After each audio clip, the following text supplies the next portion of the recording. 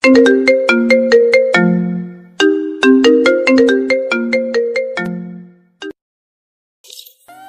সাথে পাঞ্জা লড়ছে প্রীতি। তার মনে হচ্ছে এখনই সে পরপারের অধিবাসী হয়ে যাবে, কিন্তু এই দুনিয়া সে ছাড়তে চায় না। তার যে অনেক স্বপ্ন এখনো অপূর্ণ রয়ে গেছে। এমন সময় ডক্টর আরিয়ান এসে বলে, আপনি কোনো চিন্তা করবেন না, আপনি এখন বিপদমুক্ত। আপনাকে উনি সময় মতো যদি নিয়ে না আসতো, আপনি হয়তো আর দুনিয়ার আলো দেখতে পেতেন না। প্রীতি আশ্চর্যান্বিত হয়ে বলল,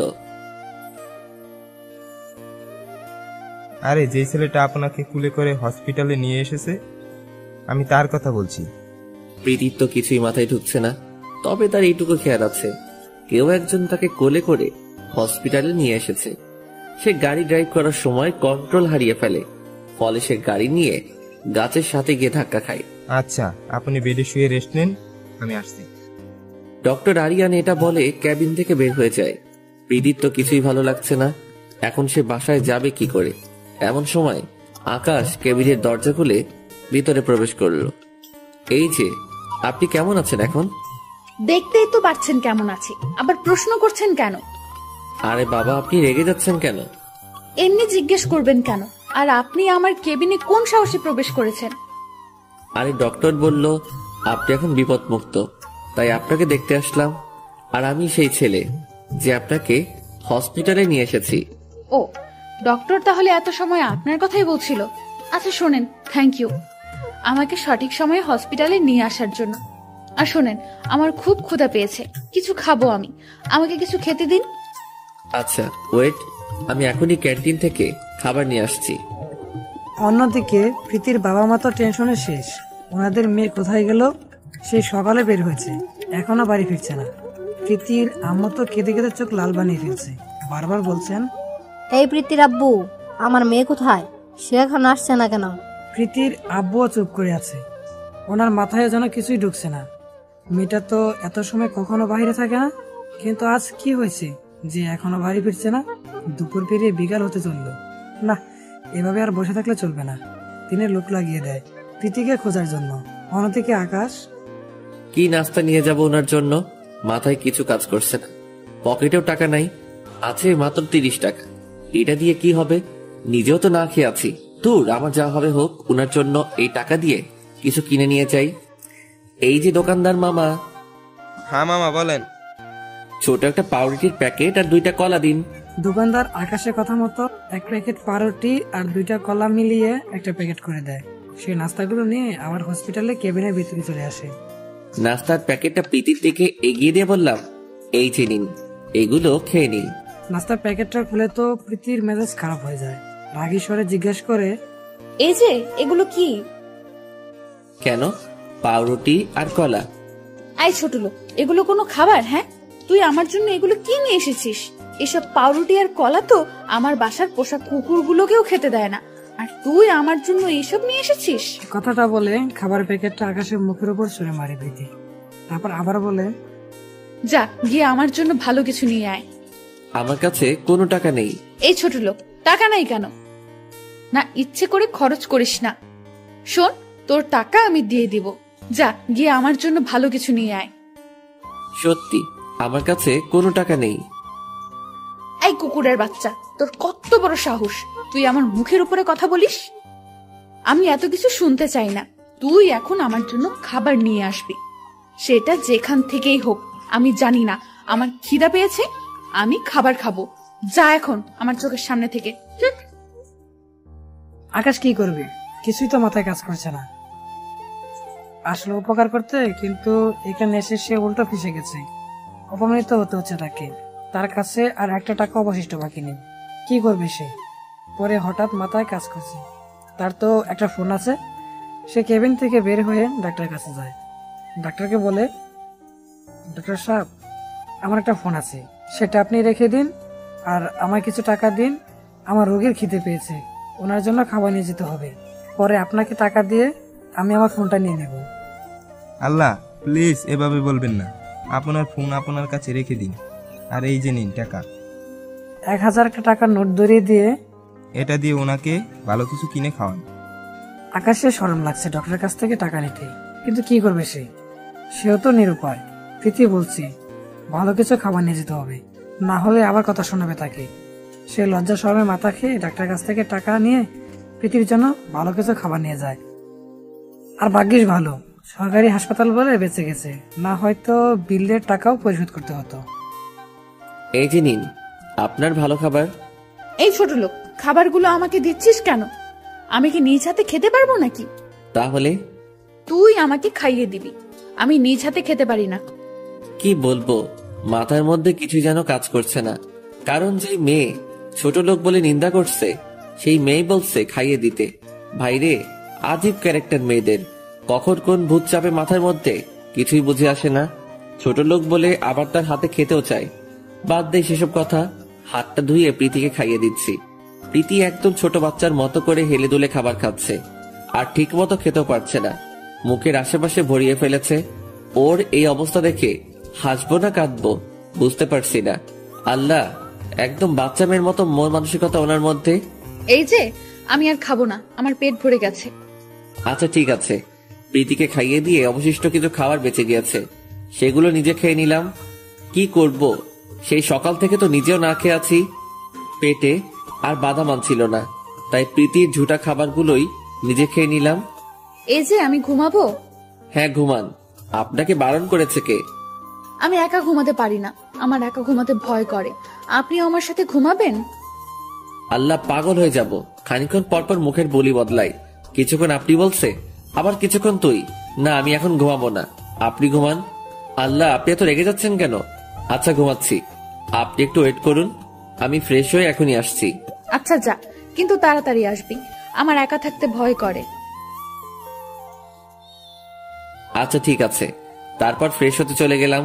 ওয়াশরুমে গিয়ে ভাবছি এ কার পাল্লায় পড়লাম আমি। তবে একটা জিনিস ফিল করেছি, ওনাকে দেখলে মনের মধ্যে কেমন যেন একটা অনুভূতি কাজ করে। মনে হয় ওনার রূপের ঝলক আমার কলিজাকে পুরো ছিন্ন বিচ্ছিন্ন করে ফেলছে, এক দেখাতেই মনের মধ্যে জায়গা করে ফেলেছে। কিন্তু আফসোস, আমার মনের কথাগুলো মনেই থেকে যাবে। এসব ভাবতে ভাবতে ফ্রেশ হয়ে নিলাম। তারপর ক্যাবিনে গিয়ে দেখি প্রীতি অপেক্ষায় বসে আছে। আমি যাওয়ার সাথে সাথে তাকে টান দিয়ে ওর একদম কাছে নিয়ে গেল। আমি তো অবাক, কি করছে কি প্রীতি? পাগল টাগল হয়ে গেল নাকি আবার? এমনিতে তো ঝাটকা খেলাম, এরপর প্রীতি যা করলো তাতে তো আরো বড় শখ খেলাম। প্রীতি একদম ঝাপটে ধরে আমার বুকে মুখ গুজে দিয়ে শুয়ে পড়েছে। কি বলবে ভেবে পাচ্ছে না, চোখগুলো জাস্ট বড় বড় হয়ে আছে, কিন্তু অবশ্য ভালো লাগছে। প্রীতির কর্মকাণ্ড দেখে মনে বেফাস একটা স্বপ্ন জেগে বসেছে। ইস, উনি যদি আমার স্বপ্নের রানী হতো, উনি যদি আমার জীবন সঙ্গী হতো, তাহলে এভাবেই সারা জীবন নিজের বুকের সাথে জড়িয়ে ধরে থাকতে পারতাম। আনমনে বলছি কথাগুলো। তারপর প্রীতিকে উদ্দেশ্য করে বললাম, আচ্ছা আপনাকে একটা কথা বলি। হ্যাঁ বলেন। আমিও কি আপনাকে জড়িয়ে ধরবো? প্রীতিকে কে বোঝাবে যে আকাশের মাথায় অলরেডি শয়তান চেপে আছে, জেগে জেগে ওকে বোবান্ন স্বপ্ন দেখছে। তারপর প্রীতিকে জড়িয়ে ধরে আকাশ। প্রীতি চুপচাপ একদম ছোট বাচ্চাদের মতো গুটিসুটি মেরে আকাশের বুকের মধ্যে মাথা গুঁজে দিয়ে ঘুমিয়ে পড়লো। অন্যদিকে প্রীতির বাবা মা তো পাগল পাগল হয়ে গেছে। রাত হয়ে গেছে, এখনো মেয়ে বাড়ি ফিরছে না। আবার খোঁজ নেওয়ার জন্য লোকও লাগিয়েছে, তাদেরও কোনো ফোন আসছে না। ভোরে আকাশে ঘুম ভেঙে যায়। সে ঘুম থেকে উঠে তো অবাক, মেয়েটা বিছানায় নেই। তার উপরে ফ্লোরটা পুরো রক্তে লাল হয়ে আছে। আকাশ মাথা চুলকাতে চুলকাতে বলল, মাথায় তো কিছুই কাজ করছে না, ফ্লোরে রক্ত কেন? তার উপরে মেয়েটা কোথায় গেল? বেড থেকে নেমে যেই না ফ্লোরে পা ফেললো, এমন সময় কারো হাতের উপরে পাড়া পড়লো। থতমত খেয়ে গেলাম, নিজেকে নিজে প্রশ্ন করলাম, কার হাতের উপরে পাড়া দিয়েছি আমি? নজরটা নিচে ঘোরাতেই দেখলাম প্রীতি ফ্লোরের উপরে পড়ে আছে, শরীরটা বেডের ভিতরে সাইডে, আর হাতটা বাহিরে বেরিয়ে আছে। মাথায় যেখানে আঘাত পেয়েছিল, প্রীতির সেখানের থেকে রক্ত বের হচ্ছে, আর সেই রক্তই পুরো ফ্লোর গড়িয়েছে। আল্লাহ, এখন কি করব আমি? মেয়েটা কখন বেড থেকে পড়ে গেল? সে তো আমায় জড়িয়ে ধরে ঘুমিয়েছে। এই যে শুনছেন, কোনো সারা শব্দ নেই, তাই আবার ডাক দিলাম, কিন্তু তাও সাড়া পেলাম না। এবার আমি শিওর যে মেয়েটা জ্ঞান হারিয়ে ফেলেছে। মেয়েটাকে বেডের উপরে শুইয়ে দিয়ে আমি দৌড়ে ডক্টর আরিয়ানের কেবিনে চলে যাই। ডক্টর আমার পেশেন্টের কি জানি হয়েছে, রাতে কেবিনের বেডে ঘুমিয়েছিল, কিন্তু সকালে ঘুম থেকে উঠে দেখি ফ্লোরের উপরে পড়ে আছে, আর মাথার ক্ষত জায়গাটা থেকে রক্ত বের হয়ে পুরো ফ্লোর লাল হয়ে গিয়েছে। প্লিজ একটু আসুন। আচ্ছা চলুন চলুন, কি বলছেন, কিভাবে হলো এমনটা? এমনিতে মাথায় আঘাত পেয়েছে, তার উপরে যদি আবার প্রেশার পড়ে সেটার উপরে, তাহলে রোগীর বড় ধরনের ক্ষতি হয়ে যাবে। ডক্টর প্লিজ এভাবে বলবেন না, আপনি একটু দেখুন। ডাক্তার আরিয়ান কেবিনে গিয়ে মেয়েটার কি হয়েছে সেটা দেখছে। আকাশ সাথেই দাঁড়িয়ে আছে, টেনশনে তার মাথা কাজ করছে না। তারপর ডাক্তার আরিয়ান বলল, দেখেন, যেটা ভয় পেয়েছিলাম সেটাই হয়েছে। উনি মাথায় আবার আঘাত পেয়েছে, তার উপরে ক্ষতটা থেকে প্রচুর ব্লিডিং হয়েছে। এখন ওনার রক্তের প্রয়োজন, না হলে রোগী রক্ত শূন্যতায় মারাও যেতে পারে। ডাক্তার আরিয়ানের কথা শুনে থ হয়ে গেল আকাশ। ডাক্তার আবার বলল, আমি রক্তের গ্রুপ চেক করে আপনাকে জানাচ্ছি, আপনি রক্তের ব্যবস্থা করুন। কথাটা বলে ডক্টর আরিয়ান কেবিন থেকে বের হয়ে যায়, আর আমি সেখানে থ হয়ে দাঁড়িয়ে থাকি। একটু পর একজন নার্স এসে ব্লাড স্যাম্পল বলে যায়, এ পজিটিভ রক্ত লাগবে, 3 ব্যাগ রক্ত লাগবে। এত রক্ত কোথা থেকে ম্যানেজ করব আমি? তখনই আমার মাথায় আসে আমার রক্তের গ্রুপ ও সেম। সিদ্ধান্ত নেই যে রক্ত দেব। যেই বাবা সেই কাজ। ডক্টরের কাছে গিয়ে বললাম, আমার রক্তের গ্রুপ সেম, আমি রক্ত দিব। আপনি দিবেন বুঝলাম না, কিন্তু 3 ব্যাগ রক্ত আপনি একা কিভাবে দিবেন? আরেকজন দরকার পড়বে। প্লিজ ডক্টর, সমস্যা নেই, আমি একাই দিব 3 ব্যাগ রক্ত। আপনি কি সিরিয়াস? হ্যাঁ ডক্টর, আমি সিরিয়াস। আমার যা হবে সেটা পরে দেখা যাবে। 3 ব্যাগ না, শুধু আপনার যত রক্তের দরকার হয় আমার শরীর থেকে নিন। ওকে, আপনি আমার সাথে আসুন। 3 ব্যাগ রক্ত একাই দিল আকাশ। মাথাটা জিমজিম করছে তার। ডক্টর আরিয়ান তাকে বলছে কিছু সময় একটা জায়গায় বসে রেস্ট করতে, কিন্তু তার মন অস্থির হয়ে আছে। প্রীতি কখন জ্ঞান ফিরবে? অচেনা একটা মানুষ তার মনটা প্রীতিকে নিয়ে বারবার মাখামাখি করছে, তাই স্থির থাকতে পারলো না। তাই কেবিনে ডক্টর আরিয়ানের সাথে চলে গেল সে নিজেই। ডক্টর আরিয়ান মেয়েটাকে চেক আপ করছে।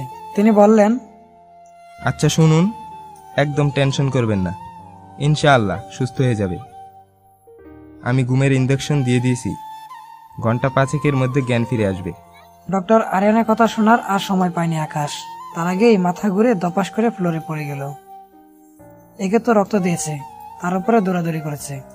ও শিট, ওনাকে বলেছিলাম একটা জায়গায় বসে কিছুটা সময় রেস্ট করতে, কিন্তু উনি তা করেননি।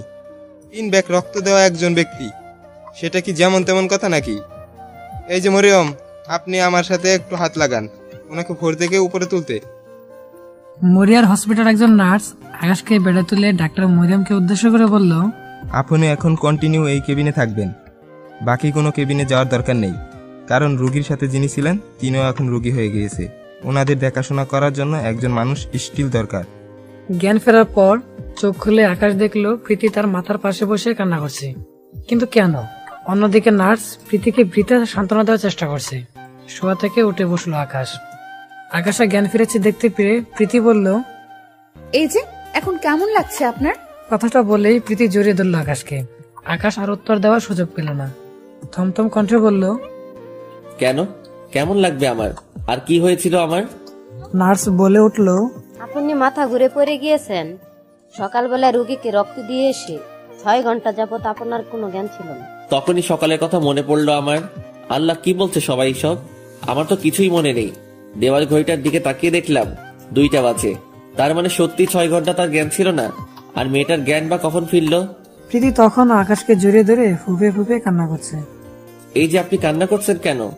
এই কুত্তা, তোকে এত ব্যাগ রক্ত দিতে কে বলছে? আর তোর যদি কিছু হয়ে যেত, আমায় খাইয়ে দিত কে? আমার সাথে ঘুমাতো কে? আমার আব্বা আম্মা তো কেউ এখন নাই। এখন তো তুই আমার সব। যখন জ্ঞান ফিরেছে তখন নার্স বলল তুই আমায় 3 ব্যাগ রক্ত দিয়েছিস, তাই নাকি তোর মাথায় চক্কর এসেছে। এই, তুই এমনটা কেন করতে গেলি? হ্যাঁ, এই যে প্লিজ আপনি একটু শান্ত হন। এমনিতে আপনার মাথায় আঘাত লেগেছে, বেশি চিৎকার চেঁচামেচি করলে আপনার ক্ষতি হবে। আর আমাকে নিয়ে টেনশন করবেন না, একদম আমি ঠিক আছি। আচ্ছা ঠিক আছে, আর চেঁচাবো না। কিন্তু আচ্ছা ওয়েট, আমি বাহির থেকে খাবার নিয়ে আসছি। উঠে ফ্রেশ হয়ে নিলাম, পরে হসপিটালের ক্যান্টিন থেকে কিছু খাবার নিয়ে ক্যাবিনে ফিরে আসলাম। আর মনে মনে ডক্টরকে থ্যাঙ্কস জানালাম। ভাগ্যিস তিনি আমাকে কিছু টাকা দিয়েছিলেন, না হলে কি যে করতে হতো আল্লাহ জানেন। কেবিনে ফিরে গিয়ে সে প্রীতিকে খাইয়ে দিলাম, তারপর নিজেও খেয়ে নিলাম। এইভাবে আরো 3 দিন হসপিটালে ছিলাম আমরা। মেয়েটার সমস্ত দেখাশোনা আমাকে একা করতে হচ্ছে, কোনো কমতি রাখিনি। এই 3 দিন রাতের বেলায় মেয়েটা আমাকে জড়িয়ে ধরে ঘুমিয়েছে। আজ রিলিজ করে দিয়েছে ডক্টর, তাই প্রীতিকে তার আপন বাসস্থানে পৌঁছে দিয়ে আসবো। কিন্তু মনটা যেন মানছেই না। এই কয়েকটা দিন আমার কাছে কয়েক হাজার বছর লেগেছে। এই 3টা দিনের সমস্ত স্মৃতি আমার মনের মধ্যে একদম গেঁথে গিয়েছে। ভালোবেসে ফেলেছি প্রীতিকে এই কয়েকটা দিনে, কিন্তু বলার সাহস করতে পারছি না। আর তাছাড়া আজ সে চলে যাবে, আর কখনো হয়তো তাকে দেখতে পাবো না। সারা জীবন প্রীতিকে ঘিরে ভালোবাসা নামক অনুভূতিটা নিয়ে বেঁচে থাকতে হবে। এসব ভাবছি আর চোখের কোণ বেয়ে জল গড়িয়ে পড়ছে। এই যে কোথায় আপনি? আমায় কখন থেকে দাঁড় করিয়ে রেখেছেন? আমায় কখন দিয়ে আসবেন আমার বাড়িতে? চোখটা মুছে নিলাম যাতে করে চোখের জলগুলো না দেখতে পাই প্রীতি। তারপর বললাম, এই তো এখনই চলুন। তারপর মেয়েটাকে নিয়ে রওনা দিলাম ওর বাড়ির উদ্দেশ্যে। আচ্ছা, একটা কথা বলবো আপনাকে? হ্যাঁ, অবশ্যই। আপনি না অনেক ভালো একটা মানুষ। আপনার মতো মানুষের তুলনা হয় না। কত পাগলামো করেছি আপনার সাথে, কিন্তু আপনি কিছুই বলেননি। নিজের হাতে খাইয়ে দিয়েছেন, রাতে আপনাকে নিয়ে ঘুমিয়েছি। এগুলো সারা জীবন আমার মনে থাকবে। আর আমায় ক্ষমা করে দিবেন, অনেক সময় রেগে গিয়ে তুই তুকারি করেছি। আরে না, কি বলছেন এসব? আপনার উপরে কোনো রাগ নেই আমার। একটা মানুষের উপকার করতে পেরেছি, এটাই আমি খুশি। আর আমারও আপনাকে ঘিরে সমস্ত স্মৃতিগুলো সারা জীবন মনে থাকবে। মেয়েটা আকাশের কথা শুনে তার মুখের দিকে তাকিয়ে আছে। তা দেখে আকাশ আনমনে বলল, ধুর, বেফা সেটা কি বলে ফেললাম। আচ্ছা, আপনার নামটাই তো জানা হলো না। আমার নাম প্রীতি, আপনার? আমার নাম আকাশ। দুজনে কথা বলতে বলতে গন্তব্যে চলে আসে। ভিতর থেকে বারবার কলিজাটা খালি মোচড় দিচ্ছে আকাশের। আর হয়তো মেয়েটাকে দেখতে পাবে না। গাড়ির আওয়াজ শুনতে পেয়ে অনেকগুলো মানুষ বাসার ভিতর থেকে বেরিয়ে আসলো। প্রীতিকে দেখতে পেয়ে সবাই তো মহা খুশি। একজন এসে প্রীতিকে জড়িয়ে ধরে বলল, মা আমার, কোথায় চলে গিয়েছিলে আমাদের ছেড়ে তুই? এই ছেলেটাকে আর তোর মাথায় ব্যান্ডেজ কেন? আমি বুঝতে পেরেছি, এই ছেলেটা হয়তো এতদিন তোকে জিম্মি করে রেখেছে। দাঁড়া, ওর ব্যবস্থা করছি। এই, তোরা দাঁড়িয়ে কি দেখছিস? বেটাটাকে মেরে আদমারা করে রাস্তায় ফেলে রেখে আয়। আর প্রীতির আম্মু, তুমি মেয়েকে নিয়ে ঘরে যাও। আবু প্লিজ, তুমি ভুল বুঝছো। ও তেমন কিছুই করেনি। এই, তুই আমাকে শিখাতে আসিস না। আমি জানি এই ছেলেটা তোর সাথে কিছু করেছে। লোকগুলো আকাশকে ওড়াধরা মারতে আরম্ভ করে। আকাশকে মারতে মারতে মাটিতে ফেলে দিয়েছে। মুখ দিয়ে অনবরত রক্ত বের হতে শুরু করেছে। বারবার ওদের কাছে মিনতি করে বলছে, প্লিজ, আমি এমন কিছু করিনি। আপনারা আমায় মেরেন না। কিন্তু কে শোনে কার কথা? ওরা মারতে মারতে আমার পুরো শরীর ফাটিয়ে ফেলে। শরীরের বিভিন্ন অঙ্গ থেকে ফেটে ফেটে রক্ত বের হচ্ছে। তখন আমি চেঁচিয়ে বললাম, উপকারীর ঘাড়ে লাথি, এটাই তার প্রমাণ। বলে জ্ঞান হারিয়ে ফেললো আকাশ। কে শোনে কার কথা? ওরা মারতে মারতে আমার পুরো শরীর ফাটিয়ে ফেলে। শরীরের বিভিন্ন অঙ্গ থেকে ফেটে ফেটে রক্ত বের হচ্ছে।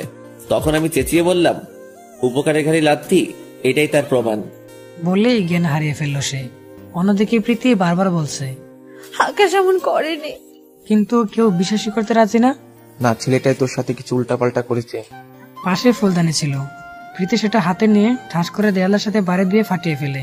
আর দাঁড়ালো দেখে এক টুকরা সেখান থেকে উঠিয়ে নিয়ে হাতের উপরে চেপে ধরে বলে, বাবা, তোমরা আমার কথা শুনবে নাকি আমি হাতের উপরে চালিয়ে দিব? সবাই তো অবাক প্রীতির কাণ্ড দেখে।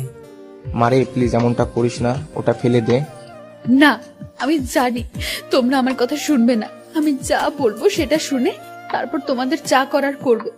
এর আগে যদি উল্টাপাল্টা কিছু করো তাহলে হাতের উপর চালিয়ে দেব। ছেলেটার কোনো দোষ নেই, তোমরা শুধু শুধুই তাকে মারলে। সে আমার প্রাণ বাঁচিয়েছে, না হয় আজ তোমাদের মেয়েকে জীবিত দেখতে পেতে না চোখের সামনে। কি বলছিস? ছেলেটা তো জান বাঁচিয়েছে মানে? প্রীতি সমস্ত কিছু সবাইকে খুলে বলে। প্রীতির কথা শুনে সবার মুখে হাত উঠে যায়। সবার মনে একটা কথাই চলতে থাকে, হে আল্লাহ, কি করলাম আমরা? যে আমাদের মেয়ের প্রাণ বাঁচিয়েছে তার প্রাণ নিতেই আমরা উঠে পড়ে লেগেছি। এই, তোরা কে কোথায় আসিস রে? তাড়াতাড়ি ছেলেটাকে নিয়ে আয়। প্রীতির বাবা সর্বক্ষণ যারা বডিগার্ড থাকে তারা বলল, স্যার, ওকে তো মেরে আধমরা করে রাস্তায় ফেলে রেখে দিয়ে আসছি। প্রীতির তো মাথার উপরে আকাশ ভেঙে পড়ছে এমন অবস্থা। সে দৌড়ে ঘর থেকে বের হয়ে যায়। ঘরের এরিয়া পার হয়ে দেখে আকাশ রাস্তার মধ্যে পড়ে আছে। প্রীতির পিছনে পিছনে ওর বাবাও ঘর থেকে বেরিয়ে আসে। বাবা, তোমরা কি করলে এটা? তোমাকে বাবা বলতেই আমার ঘৃণা হচ্ছে। যে আমার প্রাণ বাঁচালো, তোমরা তার পেছনেই পড়ে গেলে। মারে, আমায় ক্ষমা করে দিয়ে। এই, তোরা তাড়াতাড়ি ওকে হাসপাতালে নিয়ে যা, আমরা অন্য গাড়ি করে আসছি। তোমরা যাও অন্য গাড়ি করে, আমি আকাশের সাথেই যাব। করিম আঙ্কেল, আপনি প্লিজ তাড়াতাড়ি আকাশকে হসপিটালে নিয়ে যাওয়ার ব্যবস্থা করুন। মামুনি, তুমি একদম চিন্তা করো না, আমি এখনই গাড়ি বের করছি। তারপর আকাশকে ধরাধরি করে হসপিটালে নিয়ে যাওয়া হয়। আকাশে মাথা ফেটে রক্ত পড়ছিল। এটা দেখে প্রীতি সে কি কান্না, পুরো পথটায় সে কান্না করেছে। হসপিটালে পৌঁছানো অবধি আকাশে মাথাটা প্রীতির কুলের উপরে নিয়েই রেখেছিল। 1 মিনিটের জন্য কুল থেকে মাথাটা মাটিতে রাখিনি। প্রীতির ভিতরটা মোচড় দিয়ে ব্যথা করছে। তার মনে হচ্ছে আকাশ তার খুব কাছের মানুষ, তার কিছু হয়ে গেলে প্রীতিও বাঁচবে না। খুব কষ্ট হচ্ছে তার। 2 দিন পর আকাশে জ্ঞান ফিরে আসে। জ্ঞান ফেরার পর সে অনুভব করে তার মাথায় প্রচন্ড রকমের ব্যথা করছে। সে বিছানা থেকে ওঠার চেষ্টা করছে, কিন্তু উঠতে পারছে না। সারা শরীর ব্যথা করছে। ব্যথাটা যেন তার পুরো শরীরকে কাবু করে নিয়েছে। তাও জোর খাটিয়ে ওঠার চেষ্টা করে, কিন্তু সে শরীরের ভার সামলাতে না পেরে বেড থেকে পড়ে যায়। তবে তাজ্জব করা বিষয় হচ্ছে সে মাটিতে পড়েনি, কেউ একজন তাকে মাটিতে পড়ার আগে ধরে ফেলেছে। সে গাড় ঘুরে দেখে প্রীতি তো চোখ লাল করে আছে আকাশের দিকে। মনে হচ্ছে এখনই চোখ দিয়ে গিলে খেয়ে ফেলবে। আরে আজীব তো, কি করলাম আমি? আমার দিকে এভাবে চেয়ে আছেন কেন? এই যে সমস্যা কি আপনার? হ্যাঁ, কোথায় কি সমস্যা? বিছানা থেকে একা একা উঠতে কে বলছে? পাশে যে আমি বসেছিলাম, আমাকে বললেই তো হতো। এখন নিজে নিজে উঠতে গিয়ে যদি আবার কোনো ক্ষতি হয়ে যেত, তাহলে তো আমাকেই কষ্ট পেতে হতো, তাই না? মেয়েটা বলতে বলতে কান্না করে দিয়েছে। তা দেখে আকাশ বলল, আরে আরে, আপনি কান্না করছেন কেন? আর আপনার কেন কষ্ট পেতে হবে? সেটা আপনার না জানলেও চলবে। আপনার মাথা মোটা, তাই আপনি বুঝবেন না। আর নেক্সট টাইম আমাকে বলবেন, না হয় কিন্তু খবর আছে। সরি, আমার ভুল হয়েছে। আপনাকে বলার দরকার ছিল, কিন্তু বিশ্বাস করুন, আপনি পাশে ছিলেন সেটা জানলে আপনাকেই বলতাম। হয়েছে, থাক। এখন কি জন্য উঠতে চেয়েছেন? জ্ঞান ফেরার পর নিজেকে রুমের মধ্যে আবিষ্কার করলাম। তাছাড়া এখানে কিভাবে আসলাম সেটাই মাথায় কাজ করতেছিল না। কিন্তু আপনাকে দেখে আমার সব মনে পড়ে গেছে। আপনার হিটলার বাপ আমাকে মেরে হসপিটালে পাঠিয়ে দিয়েছে। এমন সময় প্রীতির আব্বু কেবিনের দরজা খুলে ভিতরে আসে, সাথে প্রীতির আম্মুও আসে। বাবা, আমাকে মাফ করে দাও। বিশ্বাস করো, আমরা জানতাম না যে তুমি আমার মেয়ের প্রাণ বাঁচিয়েছো। না জেনে তোমার সাথে এমনটা করেছি। আসলে মেয়েটা 4-5 দিন বাড়ি ছিল না, তাই মাথায় কিছু কাজ করছিল না। আরে আঙ্কেল, বাদ দিন, আমি কিছুই মনে করিনি। আর তাছাড়া আপনার ব্যাপারটাও আমি বুঝেছি। থাক, সমস্যা নেই। বাবা, তোমার মতো মানুষ হয় না। কিন্তু আচ্ছা বাবা, তোমার বাড়িতে কে কে আছেন? মাথাটা নিচে নামিয়ে ফেলে আকাশের নীরবতার কারণ কি সেটা কারোরই মাথায় কাজ করছে না। বেশ কিছুক্ষণ পর আকাশ মাথা উঠিয়ে বলে, আসলে আমার কেউ নাই, আমি একাই।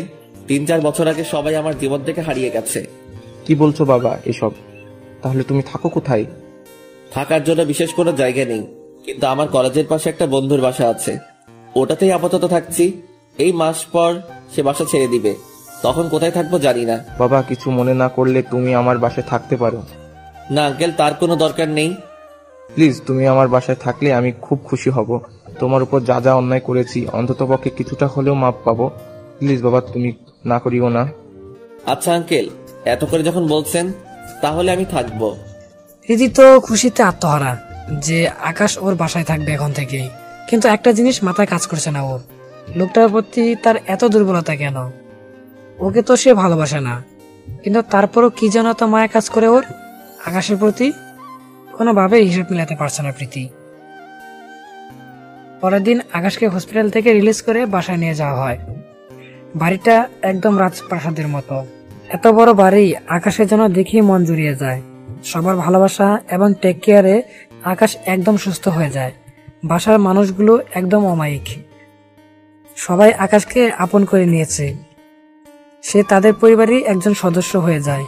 আকাশের জন্য আলাদা একটা রুম ছেড়ে দেওয়া হয়, সেখানেই থাকে সে। কিন্তু সবকিছুর ভিড়ে প্রীতির বাবার মাথায় অন্য কিছু কাজ করছিল। আকাশের চলাফেরা আর কার্যকলাপ দেখে তিনি আকাশের উপর ফিদা হয়ে যায়। তিনি এমন একজন মানুষই তার মেয়ের জন্য খুঁজেছিলেন। মনে হয় তিনি পেয়ে গেছেন। আকাশ নিজের রুমের মধ্যে শুয়ে আছে আর মনে মনে ভাবছে, আল্লাহ, আমার অতীত যদি আবার সামনে চলে আসে। তার মনে একটাই ভয়, সে কে সেটা যদি মানুষ জেনে যায় তাহলে প্রীতির বাবাও হয়তো তাদের বাসা থেকে বের করে দেবে। সেই ভয়ঙ্কর অতীতের কারণে সে তার মা বাবা এবং ছোট বোনকে হারিয়েছে। এখনো হাতের দিকে তাকালে মনে হয় হাত দুটো রক্তে লাল হয়ে আছে। এখনো তার চোখে ভেসে ওঠে আপন মানুষের মৃত লাশের ছবি। তবে সে সবকিছু বেড়ে বেঁচে থাকার উৎস পেয়ে গেছে। সেই উৎসরা হলো প্রীতি। প্রীতিকে দেখলেই তার দুনিয়াদারি যেন থেমে যায়, ভুলে যায় সে তার পিছনে ফেলে আসা অতীত।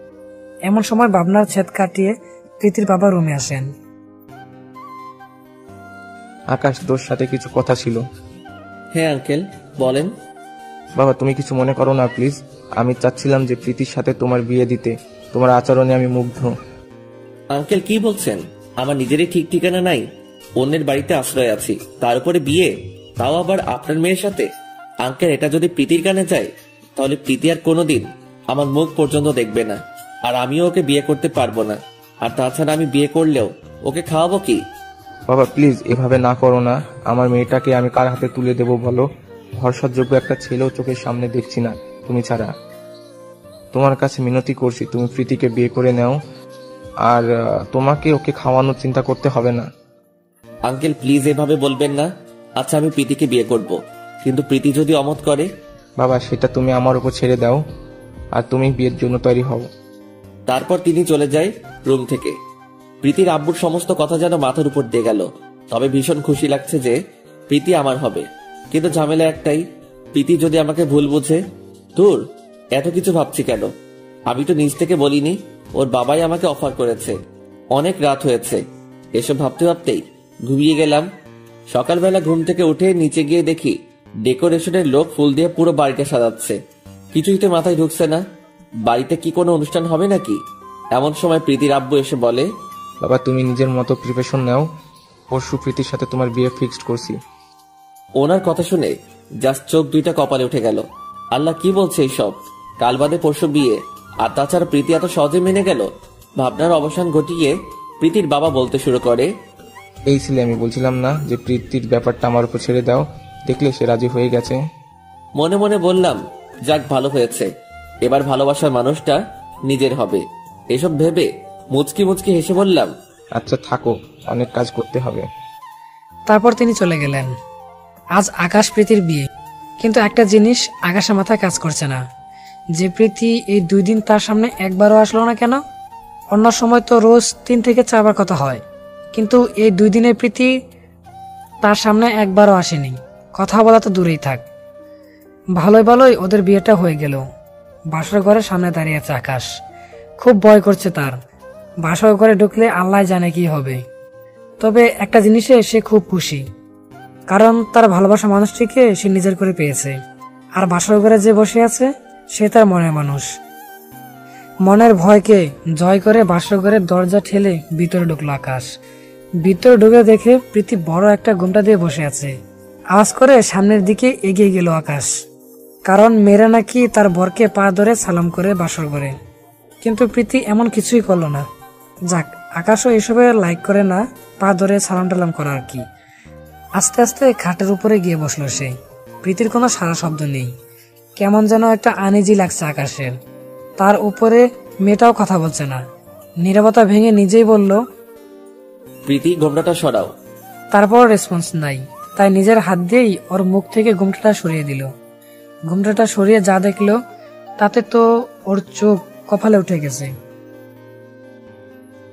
প্রীতির চোখগুলো আগুনের মতো লাল বর্ণ ধারণ করে আছে। প্রীতিকে দেখে আর বুঝতে বাকি রইল না যে মেয়েটা অনেক কেঁদেছে।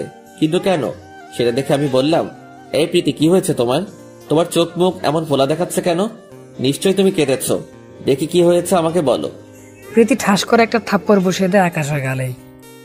আই ছোট লোকের বাচ্চা, তুই কোন সাহসে আমার গায়ে স্পর্শ করেছিস? তোকে সাহস কে দিয়েছে? আকাশ তাজ্জব হয়ে গেল প্রীতির আচরণ দেখে। কি এমন করলাম যে সে আমায় থাপ্পড় মারলো?